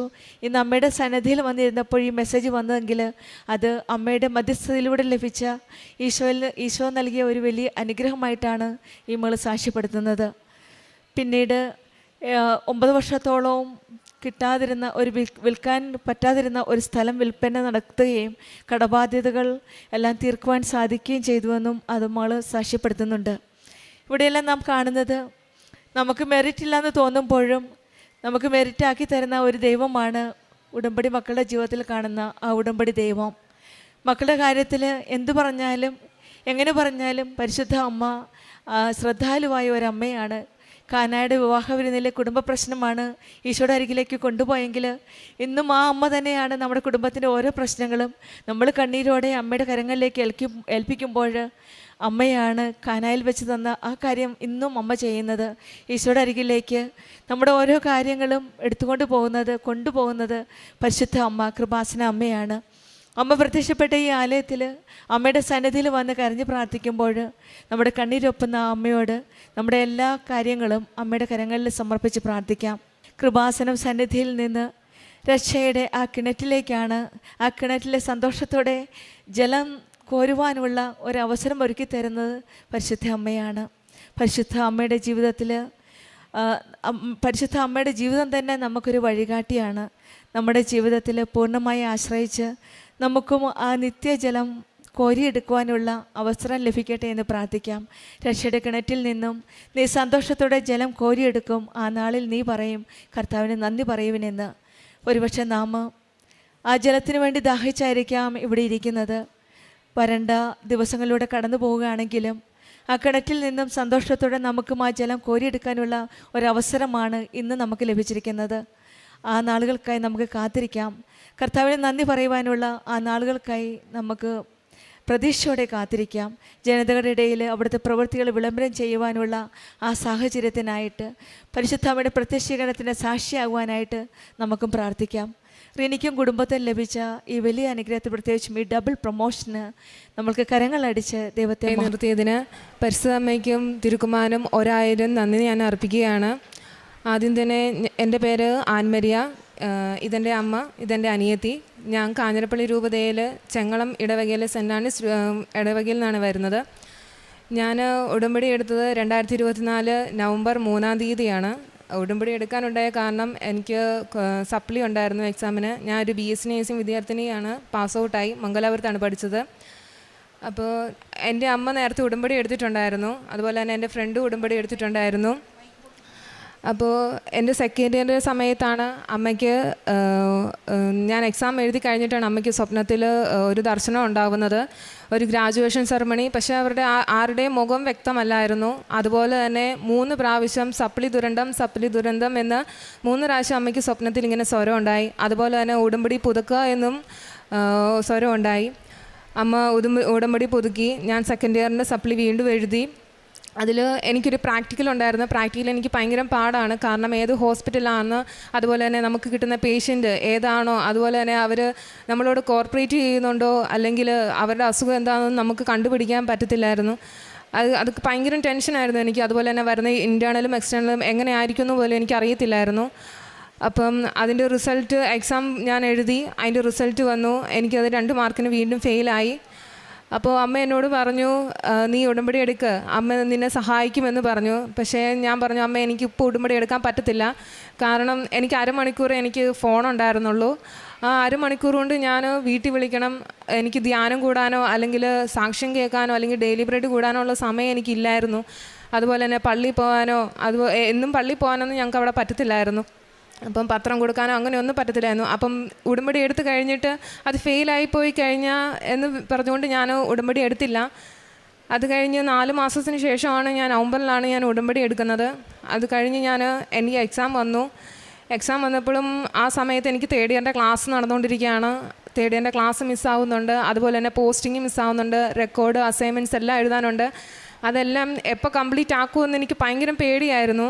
കാരണം ഒത്തിരി ഉണ്ട്, നേഴ്സിംഗ് പഠിച്ചവർക്കറിയാം എന്തേരം എഴുതാനുണ്ട് പഠിക്കാനുണ്ടെന്നുള്ളതെല്ലാം. ഞാനതെല്ലാം ഒരു സൈഡിലോട്ട് മാറ്റി വെച്ച് ഞാൻ പഠിക്കാൻ തുടങ്ങിയപ്പോഴും എൻ്റെ ഫ്രണ്ട്സ് എന്നെ നല്ലപോലെ സപ്പോർട്ട് ചെയ്തു. എങ്ങനെയാണ് പഠിക്കേണ്ടതെന്നും അതുപോലെ തന്നെ ഏതൊക്കെ ഫോക്കസ് ചെയ്യണമെന്ന് എന്നോട് പറഞ്ഞു തന്നു. അതുപോലെ തന്നെ ഞാൻ കൂടുതൽ പ്രാർത്ഥിച്ചൊരുങ്ങിയാണ് ഞാൻ പഠിക്കാൻ തുടങ്ങിയതും. ഓരോ സബ്ജക്റ്റ് എടുക്കുമ്പോഴും വിശുദ്ധ തൈലം ഞാൻ പൂശുകയും അതുപോലെ തന്നെ വിശ്വാസപ്രമാണം ചൊല്ലിയാണ് ഞാൻ പഠിക്കാൻ തുടങ്ങിയത് തന്നെ. അതെല്ലാം കഴിഞ്ഞ് എനിക്ക് ഡേറ്റ് വന്നപ്പോൾ എനിക്ക് ആപ്ലിക്കേഷൻ ഫോം കിട്ടിയപ്പോഴും ഞാൻ അതെല്ലാം വെച്ചായിരുന്നു രാവിലെ പ്രത്യക്ഷീകരണ പ്രാർത്ഥനയും അതുപോലെ തന്നെ സന്ധ്യാപ്രാർത്ഥനയും ഉടമ്പടി പ്രാർത്ഥനയും എല്ലാം ഞാൻ ചൊല്ലിക്കൊണ്ടിരുന്നത്. ഞാൻ എക്സാം എഴുതി. ആ എക്സാമിൽ എനിക്ക് തേർഡ് ഇയറിൽ വീണ്ടും എനിക്ക് 2 പ്രാക്ടിക്കലുണ്ട്. ആ 2 പ്രാക്ടിക്കൽ എനിക്ക് 2 മാർക്ക് വീതം 6 മാർക്ക് വീതം ഞാൻ വീണ്ടും ഫെയിലായി. അപ്പോൾ എൻ്റെ മനസ്സ് വീണ്ടും തകർന്ന്. പക്ഷേ എൻ്റെ മനസ്സ് വീണ്ടും എന്നോട് പറഞ്ഞു, നിൻ്റെ കൂടെ ഏറ്റവും വലിയൊരു ശക്തി നിൻ്റെ കൂടെ ഉള്ളിടത്തോളം കാലം നീ എന്തിന് പേടിക്കുന്നു, നീ എന്തിന് ഉൾവലിയുന്നു എന്നോട് ചോദിച്ചു. ഞാൻ വീണ്ടും പിന്നെ പ്രാർത്ഥിക്കാൻ തുടങ്ങി. എൻ്റെ പ്രാർത്ഥന വീണ്ടും മുന്നോട്ട് കൊണ്ടുപോകാൻ വേണ്ടി തന്നെയായിരുന്നു മാതാവ് എന്നെ ഓരോ സ്ഥലങ്ങളിൽ എന്നെ ഡൗൺ ആക്കിയത്. ഞാൻ കൂടുതൽ പ്രാർത്ഥനയെ മുറുകെ പിടിച്ചു. തേർഡ് ഇയറിൽ ആ എക്സാമിൻ്റെ സമയം വന്നു. എല്ലാവരും എനിക്ക് വേണ്ടി പ്രാർത്ഥിക്കാൻ തുടങ്ങി. അതുപോലെ തന്നെ എൻ്റെ കൂടെ ഉണ്ടായിരുന്ന സപ്ലിക്കാർ എല്ലാവരെയും ഞാൻ എൻ്റെ പ്രാർത്ഥന ഞാൻ അവരെ എല്ലാവരെയും ഓർക്കുന്നുണ്ടായിരുന്നു, അവർക്ക് വേണ്ടി പ്രാർത്ഥിക്കുന്നുണ്ടായിരുന്നു. അത് കഴിഞ്ഞ് എൻ്റെ ബാച്ചിൽ 60 പേരുണ്ടായിരുന്നു. 57 പേര് ഞങ്ങൾ പാസ് ഔട്ടായി ഇപ്പം. അപ്പം എൻ്റെ കൂടെ സപ്ലിക്ക് എക്സാം എഴുതാൻ വരുന്നവർക്ക് ഞാൻ എൻ്റെ കയ്യിലുള്ള തൈലം ഞാൻ അവരുടെ നെറ്റിയിൽ കുരിശ് വരച്ച് ഞങ്ങളെല്ലാവരും കൂടി വിശ്വാസപ്രമാണം ചൊല്ലിയാണ് ഞങ്ങൾ എക്സാം ഹോളിൽ കയറിയതും. അതുപോലെ തന്നെ എൻ്റെ നെറ്റിയിലുള്ള തൈലം എനിക്ക് ആൻസർ ഷീറ്റ് കിട്ടുമ്പോൾ തന്നെ ഞാൻ കുരിശ് വരച്ച് ഞാൻ വിശ്വാസപ്രമാണം ചൊല്ലി. അതുപോലെ തന്നെ ക്വസ്റ്റ്യൻ പേപ്പർ കിട്ടുമ്പോഴാണ് ഞാൻ ഓരോ ക്വസ്റ്റ്യൻ ഞാൻ എൻ്റെ കാശുരൂപം സമർപ്പിച്ചായിരുന്നു ഞാൻ എക്സാം എഴുതിയതുമെല്ലാം. അതുപോലെ തന്നെ ഞാൻ ഉപ്പ് പേനയുടെ ക്യാപ്പിലാണ് നമുക്ക് ഇട്ടുകൊണ്ട് പോയത്, വേറെ എവിടെയും കൊണ്ടുപോകാൻ നമുക്ക് പറ്റത്തില്ലായിരുന്നു. അങ്ങനെ എടുത്ത് ഓരോ ആൻസർ ഷീറ്റിലും ഓരോ തരിയായിരുന്നു ഞാൻ ഇട്ടിരുന്നതും. അതുപോലെ തന്നെ വിശ്വാസപ്രമാണം ചൊല്ലിയാണ് എനിക്ക് എത്ര എക്സാം സമയം കിട്ടിയില്ല എങ്കിൽ പോലും ഞാൻ പ്രാർത്ഥിച്ചിട്ടായിരുന്നു ഞാൻ പേപ്പർ കൊടുത്തുകൊണ്ടിരുന്നത്. അതെല്ലാം കഴിഞ്ഞു എൻ്റെ സപ്ലിയുടെ റിസൾട്ട് വന്നു. ആ 2 സബ്ജക്റ്റും പ്രാക്ടിക്കൽ 2 സബ്ജക്റ്റ് എനിക്ക് ക്ലിയറായി. അതുപോലെ തന്നെ ഫോർത്ത് ഇയറിൻ്റെ എക്സാം ആണെങ്കിലും ഞാൻ കൂടുതൽ എഫേർട്ട് ഞാൻ എടുത്തില്ല. കാരണം എനിക്ക് ഭയങ്കര ബുദ്ധിമുട്ടുകളും എല്ലാം എനിക്ക് വരാൻ തുടങ്ങി. എനിക്ക് ഫോക്കസ് ചെയ്യാൻ പറ്റുന്നില്ല. പക്ഷെ ഞാൻ പ്രാർത്ഥിച്ചുകൊണ്ട് തന്നെയായിരുന്നു എന്നെ പ്രാർത്ഥനയിൽ എന്നെ വിടുവിക്കരുത് എന്ന്. ഞാൻ ആ ഉടമ്പടി എടുത്തപ്പോൾ ഞാൻ അമ്മയോട് പറഞ്ഞത് എനിക്ക് പ്രാർത്ഥിക്കാൻ കുറേ സമയം വേണമെന്നായിരുന്നു. ഫസ്റ്റ് ഇയർ +2 വരെ എനിക്ക് യാതൊരു കുഴപ്പങ്ങളും ഇല്ലായിരുന്നു. സന്ധ്യാപ്രാർത്ഥന മുടങ്ങാതെ ചൊല്ലുമായിരുന്നു, കൊന്ത ചൊല്ലുമായിരുന്നു, അതിനൊന്നും യാതൊരു കുഴപ്പമില്ല. പക്ഷേ ഫസ്റ്റ് ഇയറിൽ കയറിയപ്പോൾ മുതൽ എനിക്ക് കൊന്ത ചൊല്ലാൻ എനിക്ക് ഓരോ തടസ്സങ്ങളായി, ഓരോ ദിവസം ഡിലേ ആവാൻ തുടങ്ങി. അത് കഴിഞ്ഞ് പിന്നെ അത് മുടക്കമായി, പിന്നെ അത് ചെല്ലുന്നില്ലെന്നായി. പിന്നെ സെക്കൻഡ് ഇയറിലാണ് ഞാൻ ഉടമ്പടി എടുത്ത ശേഷമാണ് എനിക്ക് സന്ധ്യാപ്രാർത്ഥനയെ കൂടുതൽ ഇൻവോൾവ് ആവാനും അതുപോലെ തന്നെ എൻ്റെ റൂമിലുള്ള റൂംമേറ്റ്സ് അത് ജപമാല ചൊല്ലി ഞങ്ങളുടെ കൂടെ എല്ലാവരുടെയും കൂടി ഇരുന്ന് പ്രാർത്ഥിക്കാനൊക്കെ തുടങ്ങിയത്. അത് കഴിഞ്ഞ് വേറെ റൂമിലെ ഫ്രണ്ട്സും എല്ലാവരും വന്നു. ഞങ്ങൾ ഉടമ്പടി എടുത്ത് കഴിഞ്ഞപ്പോൾ ഞങ്ങളുടെ കൂടെ വന്ന് രാവിലെ ഞാൻ പ്രാർത്ഥിക്കാൻ നേരത്ത് എന്നോട് പറയും, രാവിലെ വന്ന് ഞങ്ങളെയും കൂടെ വിളിക്കണേ, ഞങ്ങളെയും കൂടെ പ്രാർത്ഥിക്കുക, ഞങ്ങളെയും കൂടെ കൂട്ടണേ എന്ന് പറഞ്ഞ് ഞാൻ എല്ലാവരെയും വിളിച്ചാണ് ഞാൻ രാവിലെ പ്രതിഷ്ഠാന പ്രാർത്ഥന ചൊല്ലിയതും അതുപോലെ ഞങ്ങൾ സന്ധ്യാപ്രാർത്ഥന ചൊല്ലിയതും ഉടമ്പടി പ്രാർത്ഥന ചൊല്ലിയതും. അത് കഴിഞ്ഞ് എനിക്ക് ഫോർത്ത് ഇയറിൻ്റെ എക്സാം കഴിഞ്ഞു. 2 പ്രാക്ടിക്കലും അതിനും ഉണ്ടായിരുന്നു. എല്ലാം കഴിഞ്ഞു. ഞാൻ വീട്ടിൽ വന്നു. അപ്പോഴും എനിക്ക് ഫോർത്ത് ഇയറിൻ്റെ എക്സാം എനിക്ക് വലിയ പാടായിരുന്നു. പക്ഷേ എന്നാലും കുഴപ്പമില്ലായിരുന്നു. ഞാൻ നേരത്തെ ദിവസങ്ങൾ ഉപയോഗിച്ചുകൊണ്ട് എനിക്ക് അത്രയും ഒരു ധൈര്യം ഉണ്ടായിരുന്നു. എല്ലാം കഴിഞ്ഞു. ഞങ്ങൾക്ക് മാർച്ചിലാണ് എൻ്റെ റിസൾട്ട് വന്നത്. ഞാൻ മാർച്ചിലെ പത്രം ഞാൻ ബസ് സ്റ്റാൻഡുകളിൽ എൻ്റെ വീടിൻ്റെ അടുത്തുള്ള ബസ് സ്റ്റാൻഡുകളിലും അതുപോലെ തന്നെ ഓട്ടോ സ്റ്റാൻഡുകളിലും അതുപോലെ തന്നെ പള്ളികളിലുമായിരുന്നു ഞാൻ കൊടുത്തുകൊണ്ടിരുന്നത്. അപ്പം ഞാനന്ന് പോയപ്പോൾ ഞാൻ പോകുമ്പം ഫോൺ എടുക്കുന്നതാണ്. അന്ന് ഞാൻ ഫോൺ എടുത്തില്ല. തിരിച്ചു വന്നത് വൈകുന്നേരമാണ്. അപ്പം എൻ്റെ ഫ്രണ്ട് വിളിച്ചു, നീ റിസൾട്ട് നോക്കിയോ എന്നോട് ചോദിച്ചു. ഞാൻ പറഞ്ഞു ഇല്ല, ഞാൻ അറിഞ്ഞിട്ടില്ല റിസൾട്ട് വന്ന കാര്യം, അന്ന് വരുന്ന കാര്യമൊന്നും അറിഞ്ഞിട്ടില്ലായിരുന്നു. ഞാൻ നോക്കി, ആദ്യം സൈറ്റ് ഓപ്പൺ ആവുന്നില്ല. അത് കഴിഞ്ഞ് പിന്നെ ഞാൻ വീണ്ടും ബാക്ക് അടിച്ച് വീണ്ടും സൈറ്റിൽ കയറി കഴിഞ്ഞപ്പം ഞാൻ ആ മാർക്കൊന്നുമല്ല ഞാൻ നോക്കിയത്, ഞാൻ പാസ്സായോ ഇല്ലയോ, ഒരു പച്ച കളർ കണ്ടോ ഇല്ലയോ എന്ന് മാത്രമായിരുന്നു ഞാൻ നോക്കിയത്. മാതാവ് എന്നെ ഫസ്റ്റ് ക്ലാസ്സോടെ എന്നെ പാസ്സാക്കി. അതുപോലെ തന്നെ എൻ്റെ റൂമിൽ 4 പേരുണ്ട്, ഞങ്ങൾ 4 പേരാണ്, ഒരാളെ ഡിസ്റ്റിങ്ഷനോടെ, ബാക്കി ഞങ്ങളെ 3 പേരെയും ഫസ്റ്റ് ക്ലാസ്സോടെ മാതാവ് ഞങ്ങളെ ഉയർത്തിയത്. അപ്പോൾ ഞങ്ങൾ എക്സാമിന് പോകുമ്പോഴും ഞങ്ങൾക്ക് ഉച്ച കഴിഞ്ഞിട്ടായിരുന്നു എക്സാം. അപ്പം രാവിലെ ഞങ്ങൾ ഇറങ്ങുമ്പം ഞാനാണ് രാവിലെ പ്രതിഷ്ഠീകരണ പ്രാർത്ഥന ചെല്ലുന്നത്. അപ്പം അത് കഴിഞ്ഞിട്ട് എല്ലാവർക്കും, എൻ്റെ റൂമിലുള്ള എല്ലാവർക്കും, അതുപോലെ തന്നെ വേറൊരു റൂമിലുള്ള കുട്ടികൾക്കും അവരുടെ ആപ്ലിക്കേഷൻ ഫോം വെച്ച് പ്രാർത്ഥിക്കുകയും അതുപോലെ തന്നെ കുരിശ് വരച്ച് തൈലം വെച്ച് കുരിശ് വരച്ച് കൊടുക്കുകയും എല്ലാം ചെയ്തിരുന്നു. എക്സാം ഹോളിൽ കയറുന്നതിന് 10 മിനിറ്റ് മുന്നേ ഞങ്ങൾ പുസ്തകം അടിച്ചു വെക്കും, ഞങ്ങൾ പ്രാർത്ഥിക്കും, പ്രതിഷ്ഠീകരണ പ്രാർത്ഥന ചെല്ലും, വിശ്വാസപ്രമാണം ചെല്ലും, അതുപോലെ തന്നെ ഉപ്പും തേനും ഞങ്ങൾ കഴിക്കും. അതുപോലെ തന്നെ തൈലം അങ്ങോട്ടും ഇങ്ങോട്ടും കുരിശ് വരച്ച് കൊടുക്കുകയും എല്ലാവർക്കും ഓൾ ദ ബെസ്റ്റ് കൊടുക്കുകയും എല്ലാവരും നന്നായിട്ട് എഴുതണമെന്ന് പറഞ്ഞുമാണ് ഞങ്ങൾ വിഷ് ചെയ്താണ് ഞങ്ങൾ കയറിയതും. അതുപോലെ തന്നെ ഇറങ്ങുമ്പോഴും ഞാൻ പറഞ്ഞിട്ടുണ്ടായിരുന്ന, മാതാവേ ഇനി ഈ സബ്ജക്റ്റ് ഒരു കോളേജിലും എന്നെ എഴുതിക്കാൻ എന്നെ അനുവദിക്കരുത് എന്ന് മാത്രമായിരുന്നു ഞാൻ പറഞ്ഞതും. അതുപോലെ തന്നെ ഞാൻ പറഞ്ഞ ഒരു കാര്യവും, ഞാൻ ഏത് ബാച്ചിൻ്റെ കൂടെയാണോ ലാംലൈറ്റിങ്ങിന് കയറിയത് ആ ബാച്ചിൻ്റെ കൂടെ തന്നെ എന്നെ പാസ് ഔട്ട് ആക്കണം എന്ന് തന്നെയായിരുന്നു ഞാൻ പ്രാർത്ഥിച്ചുകൊണ്ടിരുന്നത്. മാതാവ് അതെനിക്ക് തന്നു. ഞാൻ ഈ ഏപ്രിലിൽ എൻ്റെ ഗ്രാജുവേഷൻ കഴിഞ്ഞു. ഞാൻ പഠിച്ച എൻ്റെ ക്ലാസ്മേറ്റിൻ്റെ കൂടെ തന്നെ എനിക്ക് നിന്ന് ഗ്രാജുവേഷന് എനിക്ക് സർട്ടിഫിക്കറ്റ് വാങ്ങിക്കാൻ സാധിച്ചത് വളരെ നന്ദി ഞാൻ അമ്മയ്ക്കും തിരുക്കമ്മാനും ഞാൻ നൽകുകയാണ്. അതുപോലെ തന്നെ എൻ്റെ കാരുണ്യ പ്രവൃത്തികൾ ഞാൻ കൂടുതൽ ചെയ്തും എനിക്ക് കൂടുതൽ ഇൻകം ഇല്ലായിരുന്നു, പഠിക്കുന്ന സ്റ്റുഡൻ്റ് ആയതുകൊണ്ട്. എൻ്റെ കയ്യിലുള്ള പോക്കറ്റ് മണി ഉപയോഗിച്ച് ഞങ്ങൾ ഉടമ്പടി എടുക്കുന്ന ഉടുമ്പടിയിലുള്ള ആൾക്കാർ ഞങ്ങൾ കോളേജിൻ്റെ താഴെയുള്ള ഭിക്ഷക്കാർക്കും അതുപോലെ തന്നെ അതുപോലെയുള്ള ആൾക്കാർക്ക് ഞങ്ങൾ ഞങ്ങളാ കഴിയുന്ന വിധം ഫുഡ് വാങ്ങിച്ചു കൊടുക്കുകയും അതുപോലെ തന്നെ കൂടുതൽ ഉപവാസം എടുക്കുകയും എല്ലാം ചെയ്തിരുന്നു. പിന്നെ പത്രമാണെങ്കിലും അമ്മ എനിക്ക് ഓരോ മാസവും എനിക്ക് പത്രം എനിക്ക് അയച്ചു തരുന്നുണ്ടായിരുന്നു. ഞാൻ തൈലം കുരിശ് വരച്ച് ഞാനത് എല്ലാവർക്കും, എൻ്റെ ക്ലാസ്സിലുള്ള എല്ലാവർക്കും, അതുപോലെ തന്നെ ജൂനിയേഴ്സിനും, അതുപോലെ തന്നെ അവിടുത്തെ പള്ളിയിലുമായിരുന്നു ഞാൻ കൊടുത്തുകൊണ്ടിരുന്നത്. ഞാൻ ഏറ്റവും കൂടുതൽ കൊടുത്തിട്ടുള്ളതും പത്രം തന്നെയാണ്, വേറെ ഒന്നും ഞാൻ ചെയ്തിട്ടില്ല. ഞാൻ ഏറ്റവും കൂടുതൽ അമ്മയുടെ പ്രതിഷ്ഠീകരണത്തിന് സാക്ഷിയാക്കി എന്നെ ഉയർത്തണമേ. അതുപോലെ തന്നെ ഞാൻ ഈ കൊടുക്കുന്ന പത്രം ആർക്കൊക്കെ കിട്ടുന്നുവോ അവരെല്ലാവരും അമ്മയുടെ പ്രതിഷ്ഠീകരണത്തിന് സാക്ഷിയാക്കി ഈ ആൾക്കാരിൽ സാക്ഷ്യം പറയണമെന്ന് കൂടിയാണ് ഞാൻ പ്രാർത്ഥിച്ച് എല്ലാവർക്കും ഞാൻ കൊടുത്തുകൊണ്ടിരുന്നത്. അമ്മയ്ക്കും തിരുക്കുമാനും 1000 നന്ദി എന്നെ ഈ ആൾക്കാരെ സാക്ഷ്യം പറയിപ്പിച്ചതിനും. പിന്നെ രണ്ടാമത്തെ സാക്ഷ്യം എന്ന് പറയുന്നത് എൻ്റെ ജോലിയാണ്. എക്സാം റിസൾട്ട് വന്നു. 1 മാസം കഴിഞ്ഞപ്പോഴത്തേനും എനിക്കൊരു ഇൻ്റർവ്യൂ വന്നു. ആദ്യ ഇൻ്റർവ്യൂ തന്നെ ഞാൻ പാസ്സായി. അതിൽ ആദ്യത്തെ ഇൻ്റർവ്യൂ ആണ്, എങ്ങനെ അറ്റൻഡ് ചെയ്യണമെന്നോ ഒന്നും അറിയത്തില്ല, അവരെന്ത് ചോദിക്കുമെന്നൊന്നും അറിയത്തില്ല. ഞാൻ തൈലം വെച്ച് എൻ്റെ നാക്കിലും അതുപോലെ തന്നെ എൻ്റെ നെറ്റിയിലും ചെവിയിലും എല്ലാം ഞാൻ കുരിശ് വരച്ചിട്ടാണ് ഞാൻ ഇരുന്നത്. ഓൺലൈൻ ഇൻ്റർവ്യൂ ആയിരുന്നു. അവർ എന്നോട് ലളിതമായി ആദ്യം തന്നെ അവരെന്നെ, സാധാരണ എല്ലാവരും പറയുമ്പം ചിരിക്കത്തില്ല, അല്ലെങ്കിൽ ഭയങ്കര ദേഷ്യഭാവത്തിലായിരിക്കുന്ന, ഭയങ്കര ഗൗരവഭാവത്തിലിരിക്കുന്നതെന്നൊക്കെ പറയുന്നത് കേൾക്കാം.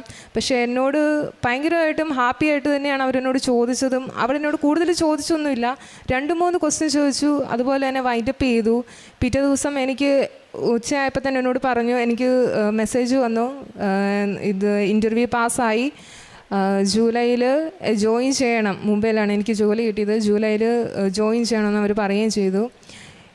1 മാസം കൊണ്ട് ഞാൻ എത്ര താഴ്ചയിൽ നിന്നാണ് അമ്മ എന്നെ ഉയർത്തിയതെന്ന് ഇതിലൂടെ എനിക്ക് മനസ്സിലാകാൻ സാധിക്കും. കൂടുതൽ എന്നെ പ്രാർത്ഥനയിലാണ് എന്നെ ഇൻവോൾവ് ആക്കിയത്. എന്നെ ഓരോ തളർച്ചയിലും അമ്മ എന്നെ കൂടുതൽ പ്രാർത്ഥനയാണ് നിനക്ക് കരുത്ത് തരൂ എന്ന് തന്നെ അമ്മ എന്നോട് പറഞ്ഞു. എൻ്റെ മനസ്സ് അതുപോലെ തന്നെ എന്നോട് പ്രവർത്തിച്ചതും, കൂടുതൽ പ്രാർത്ഥിക്കാനും കൂടുതൽ ബൈബിൾ വായിക്കാനും പള്ളിയിൽ പോകാനും എല്ലാം അമ്മ എനിക്ക് ഓരോ അവസരങ്ങളും ഉണ്ടാക്കി തന്നു. അതിനെല്ലാത്തിനും അമ്മയ്ക്കും തിരുക്കുമാനും 1000 നന്ദി തരും. എൻ്റെ പേര് മേഴ്സി ബേബി. ഞാൻ 2023 മാർച്ച് 8 ആദ്യമായിട്ട് ഉടമ്പടി എടുക്കുന്നത്.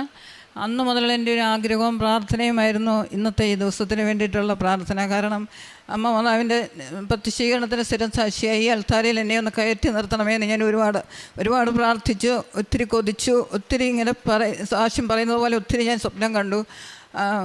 ഇപ്പം തന്നെയാണേലും ഞാൻ ഒരാഴ്ചയോളം ഒരു നേരത്തെ ഭക്ഷണം ഒഴിവാക്കി ഉപവാസം എടുത്ത് ഒരാഴ്ചയോളം പ്രാർത്ഥിച്ച് എന്നെ ആൾക്കാരെ കയറ്റി നിർത്തി നല്ലൊരു സാക്ഷ്യം, ദൈവസ്നേഹം നിറഞ്ഞു തുളുമ്പുന്നൊരു സാക്ഷ്യം പറയിക്കണേ എന്ന് പ്രാർത്ഥിച്ച് ആണ് ഞാൻ വന്നത്. ഇത് എൻ്റെ രണ്ടാമത്തെ മോളാണ് അൽഫോൻസ.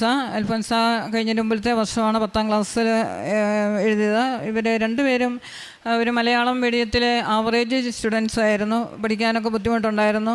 എന്നാലും അവൾക്ക് SLC എക്സാം എടുക്കും തോറും അവൾക്ക് ആകെ ടെൻഷനായി. പഠിക്കുന്നതൊന്നും ഓർമ്മയിലിരിക്കുന്നില്ല, ഒന്നും പഠിക്കാൻ പറ്റുന്നില്ല. സയൻസൊക്കെ അവൾക്ക് ഭയങ്കര ബുദ്ധിമുട്ടായിരുന്നു. അപ്പോൾ കെമിസ്ട്രിയൊക്കെ എന്നാ ചെയ്യുമെന്നൊക്കെ ആകെ ഒരു പേടിയായിരുന്നു. അപ്പോൾ ഞാനും ഉടമ്പടിയിലാണ്. അപ്പോൾ ഞാൻ ഉടമ്പടി നിയോഗമൊക്കെയും പ്രാർത്ഥിക്കുകയും ചെയ്തുകൊണ്ടിരുന്നു. ഉടമ്പടിയിൽ ഉറച്ചു നിന്നു. നല്ല ആത്മധൈര്യത്തോടെ പ്രാർത്ഥിച്ചുകൊണ്ടിരുന്നു. കൊച്ചിനെ ഉടമ്പടി നേർച്ച വസ്തുക്കൾ അതിനു മുമ്പ് ജോസഫ് അച്ഛൻ്റെ കൈവയ്പ് ശുശ്രൂഷ ലഭിക്കുന്നതിനുള്ള ഭാഗ്യമുണ്ടായി. അച്ഛൻ കാശുരൂപം കൊടുത്ത് അവളെ ബ്ലെസ് ചെയ്തു. അന്ന് മുതൽ അവൾക്ക് മാറ്റമായിരുന്നു. അവൾക്ക് നന്നായിട്ട് പ്രാർത്ഥിക്കാനും നന്നായിട്ട് പഠിക്കാനും പഠിക്കുന്നതൊക്കെ ഓർമ്മയിലിരിക്കാനുമുള്ള ഒരു കൃപ അതിലൂടെ അവൾക്ക് കിട്ടി. ജീവിതത്തെ പറ്റി ഇനി മുന്നോട്ട് എന്തെന്നുള്ളൊരു നല്ലൊരു ദിശാബോധം അത് ഞാൻ ഉടമ്പടിയിൽ വെച്ചിരുന്ന ഒരു പ്രധാനപ്പെട്ട കാര്യമായിരുന്നു. ഇനി മുന്നോട്ട് എന്താ ചെയ്യേണ്ടത് എന്നൊന്നും ഞങ്ങൾക്ക് യാതൊരു ഐഡിയയില്ലായിരുന്നു. അപ്പോൾ അവൾക്ക് അവളുടെ ജീവിതത്തെപ്പറ്റി നല്ലൊരു ദിശാബോധം ലഭിച്ചു. പരീക്ഷയ്ക്ക് അച്ഛൻ കൊടുത്ത കാശുരൂപം അവൾ കൈ മുറുക്ക പിടിച്ചുകൊണ്ടാണ് പരീക്ഷ എഴുതിയിരുന്നത്. ഞാൻ ഉപ്പ് കൊടുത്തു വിടുമായിരുന്നു. അപ്പോൾ സ്കൂളിലെ ജനലിൽ അവൾ ഒരു നുള്ള ഉപ്പിട്ട് വിശ്വാസപ്രമാണം ചൊല്ലി പ്രാർത്ഥിക്കും. അത് കഴിഞ്ഞ് ഒരു നല്ല ഉപ്പ് ആൻസർ പേപ്പറിലും ഒക്കെ അവൾ പ്രത്യേകം നന്നായിട്ട് പ്രാർത്ഥിച്ച് മാതാവിൻ്റെ കാശുരൂപം മുറുക്ക പിടിച്ച് അതുപോലെ ആണ് പരീക്ഷ എഴുതിയത്. പക്ഷേ കെമിസ്ട്രിയൊക്കെയാണ് നമുക്ക് ഏറ്റവും ബുദ്ധിമുട്ടുണ്ടായിരുന്ന വിഷയങ്ങൾ. എന്നിട്ട് അപ്പോൾ ഈ പിള്ളേരൊക്കെ പരീക്ഷ എഴുതുന്ന സമയങ്ങളിൽ എന്നാണേലും എല്ലാ പരീക്ഷയ്ക്കും ഞാൻ നേരത്തെ പണിയെല്ലാം തീർത്തിട്ട് കൃത്യ പരീക്ഷയുടെ സമയമാകുമ്പോഴത്തേക്ക് ഞാൻ ഓടി വരും. ഞാൻ പ്രതിഷ്ഠീകരണ പ്രാർത്ഥന നീലത്തിരി കത്തിച്ച് വെച്ച് പ്രതിഷ്ഠീകരണ പ്രാർത്ഥന ചൊല്ലി മക്കളെ സമർപ്പിക്കും. പരീക്ഷ എഴുതുന്ന എല്ലാ കുഞ്ഞുങ്ങളെയും സമർപ്പിക്കും. എന്നിട്ട് ഞാൻ മുട്ടയിൽ നിന്ന് കൈവിരിച്ച് പിടിച്ച് പിന്നെ ജപമാല ചൊല്ലും. സമ്പൂർണ്ണ ജപമാല ഞാൻ അങ്ങനെ തന്നെ നിന്ന് ചൊല്ലി തീർക്കും. അത് കഴിഞ്ഞ് സമയമുണ്ടെങ്കിൽ സമയം ബൈബിൾ വായിക്കും. അങ്ങനെ ഇതുപോലെ ആൻമരിയുടെ കാര്യം ഒരു മറന്നുപോയി. അവൾ എക്സാം എഴുതിയ സമയത്തൊക്കെ 8 വിഷയം ഉണ്ടായിരുന്നല്ലോ. അപ്പോൾ ആ സമയത്ത് ഞാൻ ഇതുപോലെ തന്നെ പ്രതിഷ്ഠീകരണ പ്രാർത്ഥന ചൊല്ലി സമർപ്പിച്ചു. എല്ലാ കുഞ്ഞുങ്ങളെയും സമർപ്പിച്ചു. അപ്പോൾ എനിക്കൊരു ആഗ്രഹമായിരുന്നു ഈ മണലിൽ മുട്ടുകുത്തി ഇങ്ങനെ ഒത്തിരി സാക്ഷ്യങ്ങളിലൊക്കെ കേട്ടിട്ടുണ്ട്. അപ്പോൾ മണലിൽ മുട്ടുകുത്തി നിന്ന് പ്രാർത്ഥിക്കണം എന്നുള്ളത്. അപ്പോൾ ഞാൻ അങ്ങനെ ഇച്ചിരി വലിയ ചരലായിരുന്നു ഞാൻ എടുത്തിരുന്നത്. ഞാൻ അതേ മുട്ടുകുത്തിയാണ് പ്രതിഷ്ഠീകരണ പ്രാർത്ഥന ചൊല്ലി ഒരു ജപമാലെങ്കിലും ചെല്ലണം എന്നുള്ളൊരു ആഗ്രഹത്തിലാണ് ഞാൻ തുടങ്ങിയത്. അപ്പം പ്രതിഷ്ഠീകരണ പ്രാർത്ഥന തുടങ്ങി ഇത്തിരി കഴിഞ്ഞപ്പോൾ എനിക്ക് മനസ്സിലായി ഇത് അത്ര പറ്റുന്ന കാര്യമല്ല, വളരെ ബുദ്ധിമുട്ടാണ് എന്ന് മനസ്സിലായി. ഞാൻ അമ്മയോടും എന്നെ ശക്തിപ്പെടുത്തണമെന്ന് വീണ്ടും പ്രാർത്ഥിച്ചു. പ്രതിഷ്ഠീകരണ പ്രാർത്ഥന ചൊല്ലി ഒരു ജപമാല ചൊല്ലി കുഴപ്പമില്ല. അത് ഞാൻ ഫുള്ള് കൈ ഉയർത്തിപ്പിടിച്ച് അങ്ങനെ നിന്നാണ് പ്രാർത്ഥിക്കുന്നത്, ജപമാല മുഴുവൻ ചെല്ലുന്നത്. അപ്പം അങ്ങനെ 4 സമ്പൂർണ്ണ ജപമാലയും അങ്ങനെ നിന്ന് തന്നെ ചൊല്ലി തീർക്കാൻ എനിക്ക് സാധിച്ചെന്നുള്ളതാണ്. അപ്പോൾ ആ സമയത്ത് ഒക്കെ പലപ്പോഴും തിരി കത്തിച്ച് വെച്ചേക്കുന്ന തിരിയുടെ നാളം വളരെ ഉയർന്ന് കത്തുന്ന അനുഭവം എനിക്കുണ്ടാകാറുണ്ട്. അൽഫോൻസയ്ക്ക് വേണ്ടി പ്രാർത്ഥിച്ചുകൊണ്ടിരുന്ന സമയത്താണെങ്കിൽ അവൾ കെമിസ്ട്രി പരീക്ഷ ഏറ്റവും പാടാണല്ലോ ഞാൻ പറഞ്ഞല്ലോ.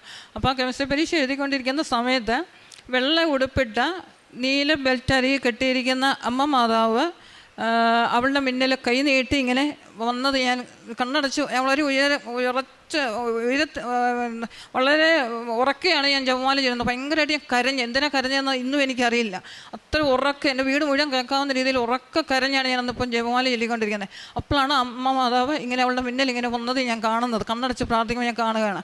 അപ്പം മാതാവിൻ്റെ പാദത്തെങ്കിൽ 2 റോസപ്പൂ ഉണ്ട്. അപ്പം ഞാൻ ഓർത്ത് കൃപാസന മാതാവ് അല്ലല്ലോ, ഇത് സ്റ്റാച്യു പോലെ തോന്നുന്നല്ലോ എന്നെനിക്ക് മനസ്സിൽ അങ്ങനെ ഒരു തോന്നലുണ്ടായി. അത് കഴിഞ്ഞ് പിന്നത്തെ ഉടമ്പടി പുതുക്കാൻ ഞാൻ ഇവിടെ വന്നപ്പം ഒന്ന് ഉച്ച കഴിഞ്ഞായിരുന്നു, വലിയ തിരക്കൊന്നുമില്ലായിരുന്നു. നമ്മുടെ ഉടമ്പടി പ്രദക്ഷിണം തുടങ്ങുന്ന 13 നമ്പർ കൗണ്ടറിൽ അവിടെ മാതാവിൻ്റെ അടുത്ത് നിന്ന് പ്രാർത്ഥിക്കാൻ കൂടുതൽ സമയം എനിക്ക് കിട്ടി. അപ്പോൾ അവിടെ നിന്ന് പ്രാർത്ഥിച്ചപ്പോഴാണ് മാതാവിൻ്റെ പാദത്തേക്ക് 2 റോസപ്പൂ എൻ്റെ സത്യപ്പെടുന്നത്. ഞാൻ ഞെട്ടിപ്പോയി സത്യത്തിൽ. അപ്പോൾ എനിക്ക് മനസ്സിലായി അമ്മ മാതാവ് ശരിക്കും അവളുടെ അടുത്ത് വന്നത് തന്നെയാണ്. പക്ഷേ റിസൾട്ട് വന്നപ്പം ഈ സയൻസ് വിഷയം അവൾക്ക് ഏറ്റവും പാടായിരുന്ന സയൻസ് വിഷയങ്ങൾക്കായിരുന്നു അവൾക്ക് നല്ല മാർക്ക് കിട്ടി, നല്ല ഉന്നതമായ ഒരു വിജയം നൽകി. അതുപോലെ തന്നെ സയൻസ് മെയിനായിട്ട് സയൻസ് ഗ്രൂപ്പ് എടുത്ത് +1 ചേരുന്നതിനും ജീവിതത്തെപ്പറ്റി നല്ലൊരു ദിശാബോധം ഉണ്ടാകുന്നതിന് അൽഫോൻസയ്ക്ക് സാധിച്ചു. അമ്മ മാതാവിൻ്റെ പ്രത്യക്ഷീകരണത്തിൻ്റെ സാക്ഷിയാക്കി അവളെ ഉയർത്തിയതിന് അമ്മയ്ക്കും ഈശോയ്ക്കും ഒരുപാട് നന്ദി പറയുന്നു. എൻ്റെ ജീവിതത്തിനുണ്ടായ വലിയൊരു പ്രതിസന്ധി ഘട്ടത്തിൽ അപ്പം അത് ഉടമ്പടിയിൽ ഉറച്ചു നിന്ന് അമ്മ ഇടപെടുക എന്നുള്ള, വേറെ ആർക്കും ഒന്നും ചെയ്യാൻ പറ്റത്തില്ലാത്തൊരു സാഹചര്യത്തിൽ അമ്മ ഇടപെടുക എന്നുള്ള പൂർണ്ണ ബോധ്യത്തിൽ ഉറച്ചു നിന്ന് ഞാൻ പ്രാർത്ഥിച്ചു. അപ്പോൾ ഞാൻ ഉടമ്പടി പുതുക്കാൻ വന്നപ്പം ഞാൻ അമ്മയോട് പറഞ്ഞു, അമ്മേ ഈ പ്രതിസന്ധിയിൽ അമ്മ ഇടപെടുമെന്നുണ്ടെങ്കിൽ ഇന്ന് അമ്മയെ എനിക്ക് എടുക്കാൻ കിട്ടണം. ഞാൻ കണ്ണുനീരോടെ പ്രാർത്ഥിച്ചു. അന്ന് ഉച്ച കഴിഞ്ഞായിരുന്നു, ഒത്തിരി തിരക്കൊന്നുമില്ലായിരുന്നു. അപ്പോൾ കുറേശ്ശെ വീതം വരെയാണ് ഞങ്ങൾ ഉടമ്പടി പ്രദക്ഷിണത്തിന് വിട്ടുകൊണ്ടിരുന്നത്. അപ്പം എൻ്റെ മനസ്സിലും എനിക്ക് പൂർണ്ണമായിട്ട് എപ്പോഴും ഇങ്ങനെ തോന്നുകൊണ്ടിരിക്കുക, എനിക്ക് അമ്മയെ കിട്ടും, എനിക്ക് നല്ല പൂർണ്ണ ബോധ്യമാണ്. അപ്പോൾ ഞാൻ അവിടെ നിൽക്കുമ്പോൾ ഞാൻ ഓടി, എൻ്റെ ഹസ്ബൻഡ് ഉണ്ടായിരുന്നു, ഹസ്ബൻഡ് ഇവിടെ എവിടെയോ കസേര ഇരിപ്പുണ്ട്. അപ്പോൾ ഞാൻ പെട്ടെന്ന് നോക്കി കണ്ടുപിടിച്ചു, എൻ്റെ തോളിൽ കിടന്ന ബാഗ് എനിക്കൊരു അസൗകര്യം ആകരുത്. അമ്മയെ എടുക്കുമ്പോൾ എനിക്ക് ഫ്രീ ആയിട്ട് നിന്ന് എനിക്ക് നല്ല ഭക്തിയോടെ എനിക്ക് നന്നായിട്ട് നിൽക്കണം, അമ്മയെ അതുപോലെ ബഹുമാനത്തോടെ എടുക്കണം എന്നുള്ള. അപ്പോൾ അതൊരു ബാഗൊക്കെ ഒരു അസൗകര്യം ആകില്ല എന്നോർത്ത് ഞാൻ ഓടിക്കൊണ്ട് ബാഗ് കൊണ്ട് എൻ്റെ ഹസ്ബൻഡിനെ കൊണ്ട് ഏൽപ്പിച്ചു. അപ്പോൾ അത് കഴിഞ്ഞിട്ട് ഞാൻ വന്ന് നിൽക്കുകയാണ്. അത് കഴിഞ്ഞപ്പോഴാണ് സിസ്റ്റർ എനിക്ക് ടോക്കൺ എടുപ്പിച്ചതൊക്കെ. അപ്പോൾ എനിക്ക് ടോക്കൺ കിട്ടി. എനിക്ക് ഉറപ്പാണ്, ഞാൻ അതിന് മുമ്പ് തന്നെ കൂടുതലുണ്ടായിരുന്നോളൂ, എനിക്ക് നമ്മെ കിട്ടും എന്ന് പറഞ്ഞു. അപ്പോൾ ടോക്കൺ നോക്കി ഇപ്പം അമ്മ ശരിക്കും വലിയൊരു അനുഭവമായിരുന്നു. ഒത്തിരി സമയമെടുത്താണ് ഈ പ്രദക്ഷിണം വന്നത്. അപ്പോൾ എന്നോട് ബന്ധപ്പെട്ട ഒരുമാതിരി എല്ലാ മനുഷ്യരെയും ഓർത്ത് ഞാൻ ആ സമയം മുഴുവൻ കണ്ണുനീരോടെ ഞാൻ പ്രാർത്ഥിച്ചത്. എല്ലാവരും സമർപ്പിക്കാനും അമ്മയ്ക്ക് സമർപ്പിക്കാനും ഈശോയ്ക്ക് സമർപ്പിക്കാനും സാധിച്ചു. ആ വിഷയത്തിൽ അമ്മയെ ഇടപെട്ടതിൻ്റെ വലിയൊരു അടയാളമായിരുന്നു. അപ്പോൾ ആ കാര്യം നടന്ന് കിട്ടുന്നത് വരെ ഞാൻ ഉപവാസത്തിൽ ഒരു നേരത്തെ ഭക്ഷണം തുടർച്ചയായിട്ടുള്ള ദിവസങ്ങളിലാണ്.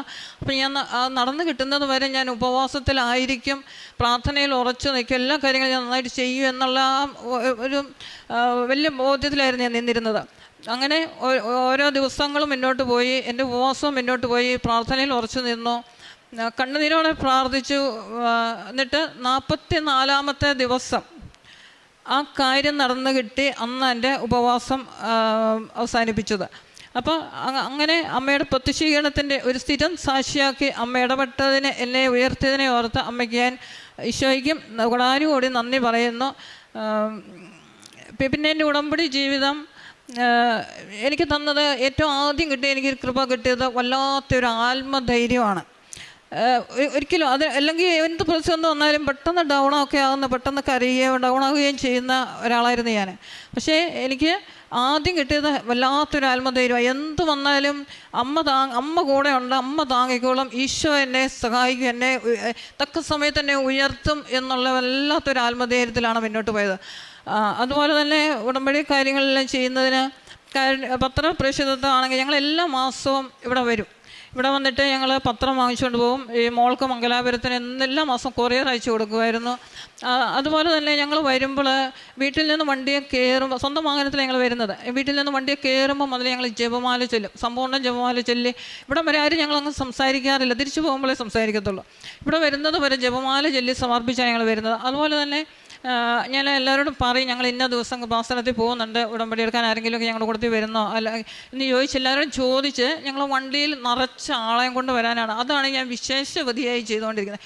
എന്ന് വരുമ്പോഴും ഞങ്ങൾ മറ്റുള്ളവരെ എല്ലാവരും ഞാൻ വിളിച്ച് ചോദിച്ച് എല്ലാവരെയും അറേഞ്ച് ചെയ്ത് കൊണ്ടുവരും. നമ്മുടെ ആരുടെ അടുത്തും നമ്മുടെ ചെലവിൽ തന്നെയാണ് എല്ലാവരെയും കൊണ്ടുവരുന്നത്. അതൊരു വിശേഷവതിയായിട്ട്, ഒരു പ്രേക്ഷിത പ്രവർത്തനമായിട്ട് തന്നെയാണ് ഞാൻ കരുതിയിരിക്കുന്നത്. അങ്ങനെ കൊണ്ടുവരും. പിന്നെ ഞങ്ങൾ വരുമ്പോൾ അടുത്തുള്ള ഉടമ്പടി എടുത്തിട്ടുള്ള എല്ലാവർക്കും പത്രം അവരോട് ചോദിച്ചിട്ട് അവർക്ക് പത്രം വാങ്ങിച്ചു കൊണ്ട് കൊടുക്കും. അവർക്കും അതുവഴി പത്രപ്രേക്ഷിതത്വം നടത്താനുള്ളൊരു അവസരം ഞാൻ ചെയ്യുന്നതാണ്. അപ്പം ഞാൻ പത്രം കൊടുക്കുന്നത് പബ്ലിക് സ്പേസിൽ തന്നെയാണ്, ബസ് സ്റ്റാൻഡിലും ഓട്ടോറിക്ഷക്കാർക്ക്, കടകളിൽ, പിന്നെ ഗവൺമെൻറ് ഹോസ്പിറ്റലിൽ പോകുമായിരുന്നു. അപ്പം ഗവൺമെൻറ് ഹോസ്പിറ്റലിൽ അവർക്കൊക്കെ കുരിശ് വരച്ച് പത്രം കിട്ടിയ അന്നേരം തന്നെ ഞാൻ ഉടമ്പടി തൈലം കുരിശ് വരച്ച് മടക്കി പ്രത്യേകം പ്രാർത്ഥിച്ച് വിശ്വാസ പ്രമാണം ചൊല്ലി പ്രാർത്ഥിച്ചത് നേരത്തെ തന്നെ പാക്ക് ചെയ്ത് വെക്കും. അപ്പോൾ അങ്ങനെയാണ് കൊണ്ടുപോകുന്നത്. അപ്പോൾ എല്ലാവർക്കും അത് പറഞ്ഞ് തന്നെ കൊടുത്ത് ഈശ്വര നിത്യതയുടെ സാക്ഷികളാക്കി ഉയർത്താൻ, അമ്മ മാതാവ് നിങ്ങളെ സഹായിക്കും, ഉടമ്പടി എടുത്തിട്ടുണ്ടോ എന്നൊക്കെ ഞാൻ ചോദിക്കും. അവരോടൊക്കെ എൻ്റെ അനുഭവങ്ങളൊക്കെ പറഞ്ഞു കൊടുക്കും. അവരോട് ചോദിച്ചിട്ട് കൃപാസനത്തിൽ വരാൻ താല്പര്യമുള്ളവർക്ക് പൈസ ഇല്ലാതെന്നൊക്കെ പറയുന്നവർക്ക് ഞാൻ സാമ്പത്തിക സഹായമൊക്കെ കൊടുക്കുമായിരുന്നു. അപ്പോൾ പിന്നെ മാതാവിനോട് തന്നെ ഈ പത്രം വെച്ച് മാതാവിനോട് പ്രാർത്ഥിച്ചാൽ മതി, അപ്പോൾ നിങ്ങളെ അമ്മ മാതാവ് തന്നെ കൂട്ടിക്കൊണ്ട് പോയിക്കോളും, നിങ്ങളെ ഉടമ്പടി എടുക്കുകയും. അപ്പോൾ ഈ പത്രം കിട്ടുന്നവർക്ക് ദൈവസ്നേഹത്തിൻ്റെ ഒരു അടയാളം, ഒരു സ്നേഹ സമ്മാനം കൊടുക്കണേ അമ്മേ എന്ന് പ്രാർത്ഥിച്ച് തന്നെ അമ്മയുടെ കൈയാണ്, അങ്ങനെ പ്രാർത്ഥിച്ച് തന്നെയാണ് ഞാനിത് കൊടുക്കുന്നത്, അവരോടൊക്കെ പറഞ്ഞും കൊടുക്കുന്നത്. പിന്നെ ഗവൺമെൻറ് ഹോസ്പിറ്റലിലൊക്കെ പോയിട്ട് അപ്പോൾ അവിടെ പാലായിൽ ഒരു ഗവൺമെൻറ് ഹോസ്പിറ്റലിൽ ഞങ്ങൾ പോകുമ്പം അവിടെ ഒരു പ്രത്യേക സെക്യൂരിറ്റി ചേട്ടൻ ഉണ്ടായിരുന്നു, പറയാതിരിക്കാൻ പറ്റത്തില്ല. ആ ചേട്ടൻ ഇങ്ങനെ ക്ലാസ്സിലെത്തി എന്നൊക്കെ പറഞ്ഞുകൊണ്ട് എന്നോട് പറയുന്ന ക്ലാസ്സിന് പത്രം ഈ രോഗികൾക്കെല്ലാം അധികം കൊടുക്കല്ല, അവർ മിസ്യൂസ് ചെയ്യുന്നത് കാണുന്നുണ്ട്, ഒരു വിഷമം തോന്നും. അതുകൊണ്ട് ഞാൻ ഇത് പ്രതീക്ഷിച്ച് കാത്തിരിക്കുന്നവർക്ക് മാത്രമേ ഗവൺമെൻറ് ആശുപത്രി പത്രം കൊടുക്കാറുള്ളൂ, അല്ലാതെ പബ്ലിക് സ്പേസിലാണ് കൊടുക്കാറ്. അപ്പോൾ ആ സെക്യൂരിറ്റി ചേട്ടന് നല്ലൊരു മനസ്സിൻ്റെ ഉടമയെ പറയാതിരിക്കാൻ പറ്റത്തില്ല. അദ്ദേഹം ഞങ്ങൾ ചെല്ലുമ്പം എന്നെ കൂട്ടിക്കൊണ്ട് പോകും. നമുക്ക് അകത്ത് കയറാവുന്ന സമയമൊന്നും അല്ലെങ്കിൽ പോലും ആ സെക്യൂരിറ്റി ചേട്ടൻ വന്ന് കൂട്ടിക്കൊണ്ട് പോകും. കുറേ പേഷ്യൻസ് കാണും സ്ഥിരമായിട്ട് ആശുപത്രിയിൽ, അവർക്ക് വേറെ ഒരു ഗതിയില്ലാത്ത അങ്ങനെയുള്ള ആൾക്കാരുടെ അടുത്ത് ചേച്ചി എന്തെങ്കിലുമൊക്കെ അവരെ സഹായിക്കാൻ പറ്റുമെങ്കിൽ ചെയ്യുക എന്ന് പറഞ്ഞ് അവരുടെയൊക്കെ എടുത്തുകൊണ്ട്. അപ്പോൾ ഞാൻ അവർക്ക് കാശുരൂപ ഉടമ്പടി ഉപ്പൊക്കെ വെച്ച് പ്രാർത്ഥിക്കുകയും ഉടമ്പടി ഉപ്പൊക്കെ കൊടുക്കുകയും കാശുരൂപം കൊടുക്കുകയും പത്രം കൊടുക്കുകയൊക്കെ ചെയ്ത് അവർക്ക് വേണ്ടി പ്രാർത്ഥിക്കുകയൊക്കെ ചെയ്യുമായിരുന്നു. അവർക്ക് സാമ്പത്തിക സഹായവും കൊടുക്കും. അവരെയൊക്കെ ഓർത്ത് അവരുടെ രോഗാവസ്ഥ എന്തൊക്കെയാണ് ഇന്ന് ഞാൻ പ്രതീക്ഷിക്കുന്ന പ്രാർത്ഥന എന്നും വെളുപ്പിനെ ചെല്ലുമ്പം ഞാൻ ആ രോഗികളെ ഓർത്ത് എൻ്റെ ശരീരത്തെ കുരിശ് വരച്ച് ഉടമ്പടി തൈലം കുരിശ് വരച്ച് ഞാൻ പ്രാർത്ഥിക്കാറുണ്ട്. എന്നും ചെയ്യുന്ന കാര്യമാണ്. അതുപോലെ കാരുണ്യ പ്രവൃത്തികൾ, അതുപോലെ അനാഥാലയങ്ങളിൽ ഞങ്ങൾ മിക്കവാറും എല്ലാ മാസം അല്ലെ 1-2 മാസം കൂടുമ്പോഴത്തേനും പോകും. അപ്പോൾ ആ കാലയളവിൽ തന്നെ ഞങ്ങൾ കുറേ തുക അപ്പോഴത്തേക്കും കുറേശ്ശെ സമാഹരിച്ച് വെക്കും. അവിടെ ചെല്ലുമ്പോൾ അവർക്ക് കൊടുക്കാൻ വേണ്ടിയിട്ട് സാമ്പത്തിക സഹായം കൊടുക്കും. പിന്നെ ഈ അവിടെയുള്ള അനാഥാലയത്തിലുള്ള അപ്പച്ചന്മാരുടെ അമ്മമാരുടെയൊക്കെ അടുത്ത് നിന്ന് അവരോട് സ്നേഹമായിട്ട് സംസാരിക്കുക ഇടപെടുകയൊക്കെ ചെയ്യുമ്പോൾ അവർക്കൊക്കെ എന്ത് സന്തോഷം. അവരുടെ അനുഗ്രഹം മാത്രം മതി നമ്മുടെ ജീവിതത്തിന് നേട്ടമായിട്ട് കിട്ടാനായിട്ട്. അത്ര സന്തോഷത്തോടെ സ്നേഹത്തോടെയാണ് അവരുടെ ആ കണ്ണുനീരും വിഷമവും സന്തോഷമൊക്കെ കാണുമ്പോൾ നമ്മുടെ മനസ്സ് നിറഞ്ഞു പോകും.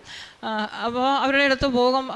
അപ്പോൾ ഈ ഞങ്ങൾ കഴിഞ്ഞ പ്രാവശ്യം പോയപ്പോഴാണെങ്കിലും ഈ കൊച്ചിൻ്റെ പരീക്ഷയൊക്കെ കഴിഞ്ഞേച്ച് വന്ന് അവർ വലിയ ആശീർവാദം കൊടുത്താണ് അവർ മക്കളെയൊക്കെ വിട്ടത്. കാരണം നന്നായിട്ട് പരീക്ഷയ്ക്ക് നല്ല മാർക്ക് കിട്ടും, മോള് നല്ല ജോലിയൊക്കെ ആയിട്ട് ഞങ്ങളുടെ അടുത്ത് വന്നേക്കണം എന്നൊക്കെ പറഞ്ഞാണ് അവർ വിടുന്നത്.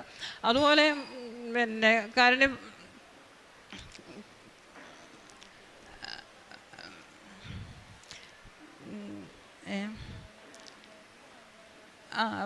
ഇങ്ങനെ എല്ലാ മാസവും പത്രം വാങ്ങിക്കുകയും ഞങ്ങളിവിടെ ഉടമ്പടി ധ്യാനം ഞാൻ ലൈവായിട്ട് തന്നെ കൂടും. എന്നാന്ന് വെച്ചാൽ ഞാൻ ഡയറിയിൽ നോട്ട് എഴുതിയാണ് ഞാൻ കൂടുന്നത്. ഉപാസന അൾത്താരയ്ക്ക് മുന്നേ നിന്ന് ആരാധന കൂടുന്ന പോലെ തന്നെ മിക്കവാറും ഞാൻ മുട്ടേ നിന്ന് കൂടാറുണ്ട്. ആ സമയം മുഴുവൻ ഉടമ്പടി ധ്യാനം കൂടുന്നത്. അതുപോലെ അത് എനിക്ക് എൻ്റെ അന്നേരത്തെ എന്താണോ വിഷയം അതിനുള്ള മറുപടി ഉടമ്പടി ധ്യാനത്തിലും ഡെയിലി ബ്രെഡിൽ എനിക്ക് എന്താണേലും കിട്ടിയിരിക്കും. അതുപോലെ ഓരോ പ്രതിസന്ധി വരുമ്പോഴും എനിക്ക് പുറപ്പാട് 14 വചനം ഞാൻ എപ്പോഴും ഉരുവിട്ടുകൊണ്ട് നടക്കുന്ന ഒരു വചനമായിരുന്നു. നിങ്ങൾ ശാന്തനായിരുന്നാൽ മതി, കർത്താവ് നിങ്ങളെ ഉയർത്തിക്കൊള്ളുക എന്നുള്ളത്. കർത്താവ് നിങ്ങൾക്ക് വേണ്ടി യുദ്ധം ചെയ്യും എന്നുള്ള വചനം എന്നെ വളരെ സ്വാധീനിച്ച് എപ്പോഴും ഞാൻ പറഞ്ഞുകൊണ്ട് നടക്കുന്ന വചനമാണ്. എന്നും 4:30 ആകുമ്പോൾ ഞങ്ങൾ എഴുന്നേറ്റ് പിന്നെ വെളുപ്പിനെ തന്നെ മുട്ടയിൽ നിന്ന് കൈവിരിച്ച് പിടിച്ച് ജപമാല ചൊല്ലും. അത് കഴിഞ്ഞ് കൃത്യം 5:30 പ്രത്യക്ഷീകരണ പ്രാർത്ഥനയിലും അത് കഴിഞ്ഞ് ഡെയിലി ബ്രെഡ് ഇത്തിരി വചനവും കൂടെ വായിച്ചിട്ടാണ് ഞങ്ങൾ എല്ലാ ദിവസവും കുടുംബസമേതം വിശുദ്ധ കുർബാനയിൽ പങ്കെടുക്കാൻ പോകുന്നുണ്ട്. വിശുദ്ധ കുർബാന എന്ന് പറഞ്ഞാൽ നേരത്തെയൊക്കെ ധ്യാനങ്ങളൊക്കെ കൂട്ടിയിട്ടെന്ന് പറഞ്ഞാലും ഇന്ന് വിശുദ്ധ കുർബാന എന്നുള്ളത് വളരെ അനുഭവവേദ്യമാണ്. അപ്പോൾ പ്രധാനപ്പെട്ട സമയങ്ങളിലൊക്കെ ശരിക്കും കണ്ണുനീരോടെ ആ അരൂപിയിൽ നിറഞ്ഞ് അഭിഷേകത്തെ നിറഞ്ഞ് വിശുദ്ധ ബലി അർപ്പിക്കാനായിട്ട് സാധിക്കുന്നുണ്ട് ഇന്ന്. അതുപോലെ ഉടമ്പടി പ്രാർത്ഥനയും അതുപോലെ എല്ലാ കാര്യങ്ങളും കൃത്യമായിട്ട് ചെയ്യാനായിട്ട് വളരെ ശ്രദ്ധിക്കുന്നു. ഈ അനുഗ്രഹങ്ങളൊക്കെ തന്ന ഈ അൾത്താരയിൽ ഞങ്ങളെ കൈപിടിച്ച് ഉയർത്തിയ അമ്മ മാതാവിനും ഈശോയ്ക്കും 1000 നന്ദി പറഞ്ഞുകൊണ്ട് എൻ്റെ സാക്ഷ്യം അവസാനിപ്പിക്കുന്നു. ഏഷ്യ പ്രവാചകൻ്റെ പുസ്തകം 41-ാം അധ്യായം 10-ാം തിരുവചനം. ഭയപ്പെടേണ്ട, ഞാൻ നിന്നോട് കൂടെയുണ്ട്. സംഭ്രമിക്കേണ്ട, ഞാനാണ് നിൻ്റെ ദൈവം. ഞാൻ നിന്നെ ശക്തിപ്പെടുത്തുകയും സഹായിക്കുകയും ചെയ്യും. എൻ്റെ വിജയകരമായ വലത്തുകൈ കൊണ്ട് നിന്നെ ഞാൻ താങ്ങി നിലനിർത്തും. ആൻമരിയ എന്ന മകളുടെ സാക്ഷ്യമാണ് നാം ആദ്യം കേട്ടത്. BSc നഴ്സസിനെ ഉടമ്പടി ചെയ്ത് ജീവിക്കാൻ സാധിക്കുമെന്ന് ആൻമരിയ തന്നെ തൻ്റെ ജീവിതത്തിലൂടെ തെളിയിക്കുകയായിരുന്നു.